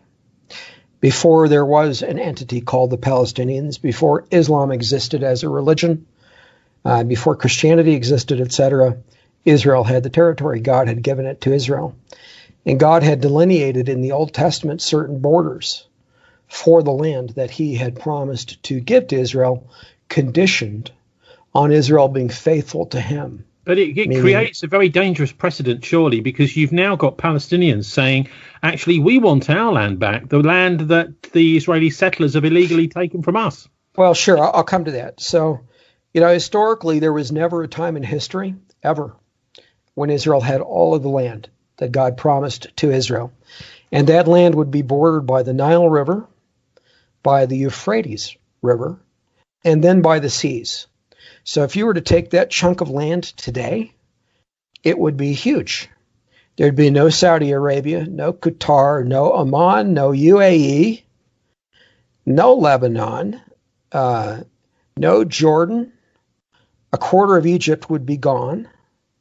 A big chunk of Iraq would be gone. And some other smaller nations would all be, Kuwait would be gone. Some other smaller nations would all be part of that territory that would then be called Israel in the biblically defined Promised Land. So there's that. But then historically, Israel was never faithful to God. Israel was constantly unfaithful to one degree or another. The only time in history when Israel had a significant chunk of that territory was under David and Solomon. And Solomon, in half of his reign, was a type of Christ. He was faithful to God in half of his reign. In the other half of his reign, he became a type of the Antichrist, even up to the number 666 being associated with him. And he became very unfaithful to God and participating in the worship of all the false gods of the nations, the surrounding nations. And he built a temple. But anyway, all of that, and that was when he was being faithful to God mostly that he did that initially. But the point is, Israel ultimately was so unfaithful to God that Israel participated in the Roman crucifixion of Christ, demanding the crucifixion. Unbelieving Israel, right? So after that, around that time of Christ's coming, and then after that on into the early 1st century, roughly 1/3, 1 in 3 Israelites believed that Yeshua was the Messiah and the God of Israel incarnate. The other 2/3 rejected that. And the rejecting portion became so rebellious toward the Roman Empire, which God had allowed still to control the territory of the nation.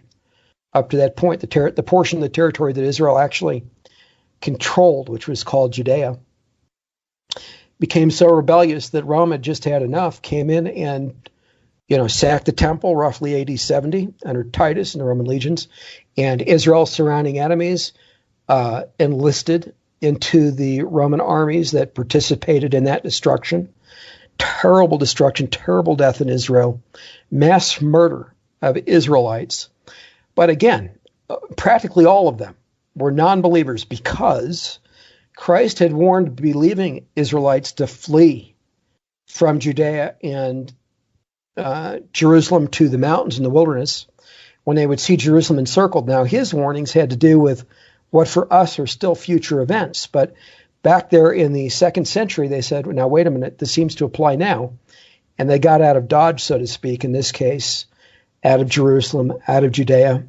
And so many of those whom the Romans killed were not believers. They were unbelieving Israelites. And then the rest got scattered in the early 2nd century into the Bar Kokhba revolution. Bar Kokhba was set up as a false Messiah, an antichrist figure by unbelieving Israel. Got scattered to the rest of the nations and throughout the Roman Empire, and ultimately scattered around the world. And so Israel ended, and as a nation, as a national entity with a geographic territory, and the Romans renamed the land Palestine. That's where the name came from originally. They said there's not going to be an Israel anymore. Now it's Palestine. And so when you get to the 4th century AD, and the Roman Catholic Church is constituted under Constantine, and they took all these pagans throughout the Roman Empire, and now they said, okay, now you're Christians. You can keep your idols. We'll call this one Mary, and you can call Semiramis and Isis Mary, and Horus and Tammuz, you can call them baby Jesus, and you can keep your idols to the woman and her child. Just we'll rename them what the zodiac intended them to originally be. And we'll call, the winter solstice, the winter celebration, Christmas, and yada, yada. So they Christianized all this stuff. They turned the feast of Astarte, or to the goddess Astarte, or Isis, or whatever, into Easter. Cut to the chase, and finally, to link up today, if you can, Prince Charles, with what's going to be happening, in the end times, finally. I mean, where is it all going to end up, and who's going to win or lose? Okay, you have two children in the Promised Land now. You recall two children were brought before Solomon, right? Or one child, I should say, two mothers. They each had a child. One mother rolled over on her child in the night. He suffocated. He died. She stole the other woman's child, claimed it for her own. They ended up going before Solomon, who offered to cut the child in two, right? And give half to each of the two women. Now, the woman whose child it wasn't was pleased with the arrangement. She said, okay. The other woman was, beside herself over it and said, no, give the child to this woman who's stolen from me. I'm paraphrasing, okay? So the real mother didn't want to see her child cut in two. The false mother was pleased to see it happen in order to spite the real mother, because her child had lived. All right? That's the situation today. The so-called Palestinians are basically Arabs from surrounding territories who initially under the Ottoman Empire, but more so in the early 19th century and later, and some of them late in the 20th century, and then some of them late in the 19th century, moved in to those lands, cultivated fields, etc. And then around the time of the Balfour Declaration and afterwards became called this Palestinian entity, which they weren't before. Jordan was supposed to have been, around the time of the Balfour Declaration and afterwards. Jordan was supposed to have been the so-called Palestinian state. But don't the Israeli state have to show a good example of a good moral behavior in order to actually claim that land? No. What Israel does have to do is turn back to God faithfully. And until Israel does turn back to her God, and by that I mean become Christian, en masse, overnight, until that occurs, the nation will continue to be attacked by her surrounding enemies, and it will become so severe. In other words, God will turn Israel over to her enemies, just as he did historically when we had the Assyrian captivity and then the Babylonian captivity and then what Rome did, to the point where half of Jerusalem is taken captive in war. Those who are taken captive are carried away as far as Babylon and Iraq. And, Saddam Hussein had been rebuilding the capital of Babylon and Iraq. So, but do you see the Israelis doing that? And obviously, if you're going to change over to being a Christian nation, then it's going to also mean a change of heart. It's going to mean a change of morality. It won't happen until the majority of Israel sees Christ return in person at his second advent. So what will happen is, with this captivity, those who remain in Judea, and God has commanded Christians, believers in other words, specifically, and I'm talking Jew and Gentile alike. So Jew would be somebody like me, a Levite who happens to believe that Yeshua, Jesus, is the Messiah and the God of Israel incarnate, just like every Christian there is. So someone like me. And then Gentiles, non-Israelite Christians. He's commanded those who believe to get out of Judea, which is, by the way, where most of modern Israel's population is. In the modern nation of Israel, the vast majority of the Israelite population from all of the tribes who are there are residing in the territory that historically was called Judea, including Jerusalem. And so Christ has commanded in the Olivet Discourses those who do serve him, who believe in him, to leave Jerusalem, to leave Judea, to flee to the mountains and the wilderness, to get out of Dodge, if you will, when we see the abomination that causes desolation erected in this holy place where it's not supposed to be, and B, Jerusalem surrounded by the militaries of the nations. And Christ justified his command to his disciples by saying, for there will be great tribulation upon this people. When he says this people, he's talking about those who are in Judea, geographically speaking. So it's geographically constrained to those who are in the area of Judea, which is where modern Israel is for the most part. So great tribulation is going to come upon them. And according to Ezekiel, chapters 5 and 6, and Zechariah, chapters 12 through 14, and I address this in the Antichrist and a Cup of Tea, and also in my upcoming Messiah History and the Tribulation Period multi-volume series. According to those prophecies, 2/3 of Israel who remain there in the land in Judea are going to die. So we're talking about, Tony, the equivalent of a new Holocaust, literally, where millions of Israelites are going to die in a short period of time within a period of under 3.5 years. And that is only years from now that is going to begin. And it'll be under the period in which the Antichrist has his global rule. Now, out of that period and during that period, you will have a couple of things. One will be 2 witnesses, 2 prophets of God, who will prophesy to the nation of Israel and will be in Israel during that time. The 2 people who are protected supernaturally by God from the plagues that are occurring and the judgments that are occurring. One of them will be the actual Elijah of the Old Testament sent back to earth. In other words, brought from the past to the future by God to testify to Israel, the actual prophet Elijah. So not like John, who was a type of Elijah in the crucifixion week and in Christ's first advent, the actual Elijah of history, in other words. The other prophet, we don't know who that is. If it's going to be somebody who was born in our generation, if it's going to be Moses, or if it's going to be Enoch, a pre-flood prophet, pre-Noah's flood prophet, who, like Elijah, was taken by God directly to heaven, who never died.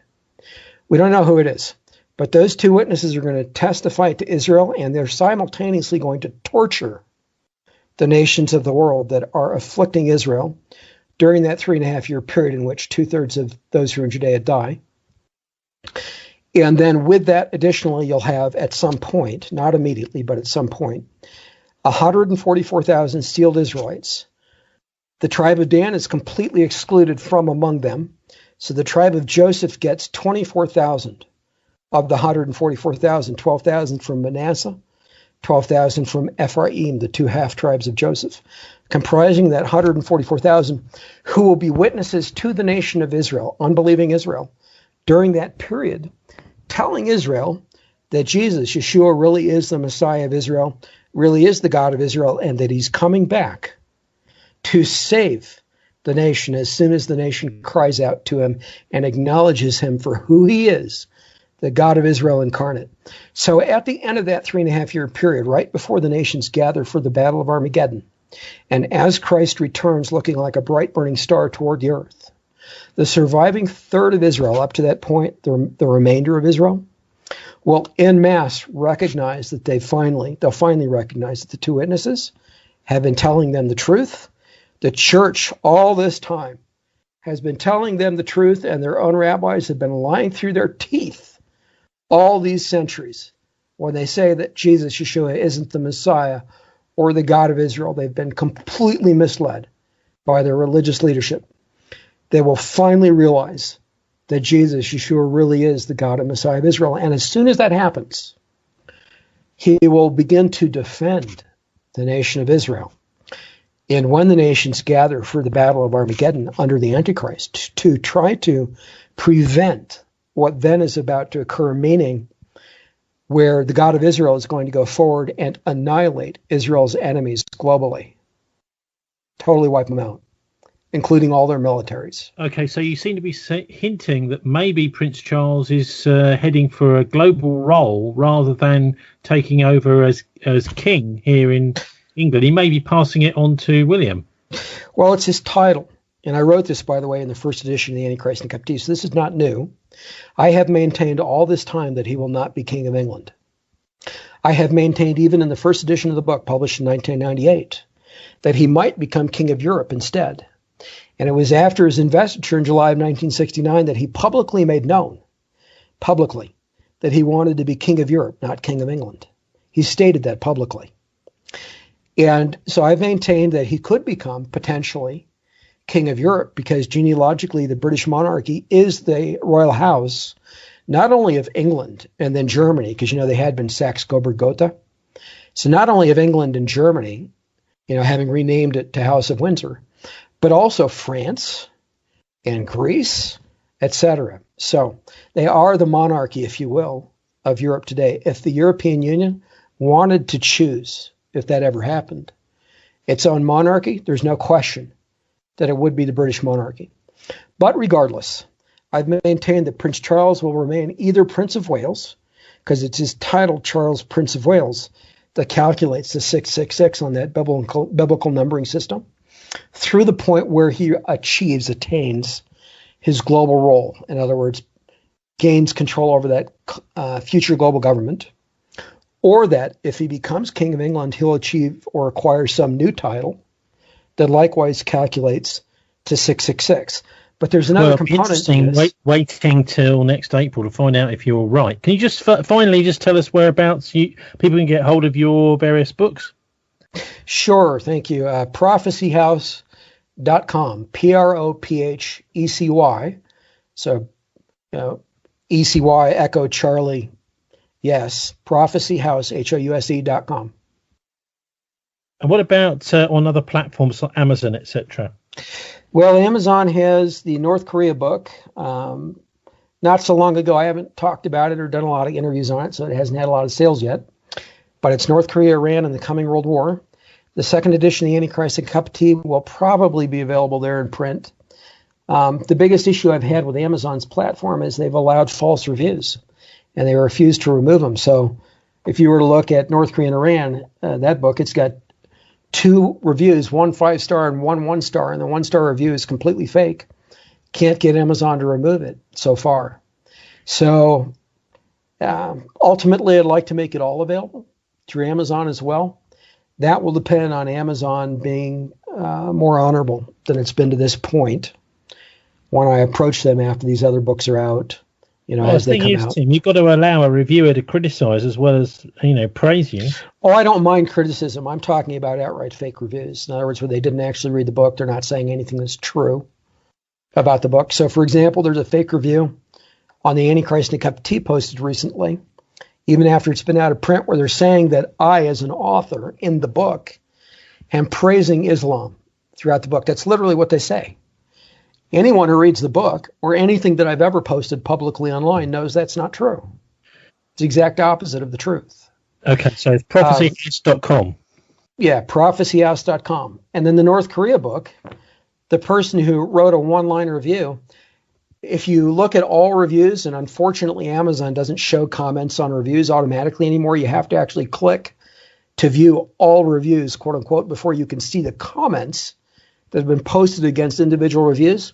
So in that 1-star review on the North Korea book, there are a couple of people, one of them is Prophecy House, but then some other person, I don't know, who commented on the fact that that was obviously a fake review. So, but you can see that. It's just a matter of people being able to rely on the stars that they're seeing. Yeah, so in this case, I'll just say people need to go read the reviews. I've just remembered finally, very quickly, Tim, can you just give us your take on COVID in literally 2 minutes? Yes. Okay. So this is a bit of a segue, and just bear with me for a moment, but I will be under your 2-minute limit. Some of the material in the upcoming Solar Apocalypse series, which is the one that deals with non-terrestrial life. I deal a lot with science fiction, specifically movies and books and so forth, particularly movies and TV shows, dealing with aliens and this kind of thing. And for that, one of the things that I watched was a movie called Shrieker Island, the most recent Tremors movie. I noticed in the text, the script for that movie, some lines that were out of place, where they talked about a viral pandemic, an airborne viral pandemic. They talked about, quote unquote, the Pennsylvania Steel, and some other lines that directly relate to the election that just occurred in the United States. The movie was filmed more than a year ago. So in other words, the manuscript for the movie was completed more than a year ago. It was filmed more than a year ago. And it was recently released before the election occurred in the United States. But the lines in it, the text, explicitly indicate, and they're out of place for the movie entirely, that there was a plan to have an airborne pandemic and then a quote-unquote Pennsylvania steal. And Nevada is mentioned in some other things that suggest, bizarrely, that there was some plot to use a pandemic virus like COVID as part of enabling this election fraud that has occurred. Now, this is totally different from all the stuff that we hear in the news. But if people were to go to my Parler account, Parlay, at author Tim Cohen, I actually posted those quotes from that movie where they can see what I'm talking about in the exact time segments in that recent movie. That's just bizarre. So all that is to say that and other things suggest to me that the Democrats have used this as another coup attempt to remove President Trump, who opposes a lot of the New World Order agenda. He's kind of an impediment to it. And then the Great Reset thing under Prince Charles and so forth, really with the WEF, World Economic Forum, et cetera, is all part of that as well. Okay, but do you think people need to be really concerned about COVID-19 and the vaccine? I think there's no question that the virus is very dangerous, that it's real. I'm not suggesting otherwise. It is a real pandemic. I don't think that everything that's been said about it publicly is true. I do think that some of the vaccines potentially could be very dangerous. We really don't know, particularly the messenger RNA-based vaccines, which are a new technology where they're inserting something into your cells to cause them to produce antibodies. The danger with those vaccines, the mRNA vaccines like the Pfizer and the other one, drawing a blank on the name of the company at the moment. But anyway, the danger is that the messenger RNA they're using is encapsulated in a nanoparticle that's comprised of chemicals that produce an allergic reaction in the body. And what we don't know is how quickly the body purges itself of those chemicals, or even if it does do so. The messenger RNA breaks down very quickly in the body, but we don't know about the chemicals. And secondly, whether people immediately or down the road will have severe anaphylactic type allergic reactions to those nanoparticles themselves. And we don't know the long-term effect of those kinds of vaccines, whether they'll cause some sort of massive genetic damage, up to and including, for example, sterilization, if you wanted to get really into conspiratorial type things. So there hasn't been enough time for them to be proven in terms of their safety. Okay, Tim Cohen, thanks very much for joining us. Thank you so much, Tony.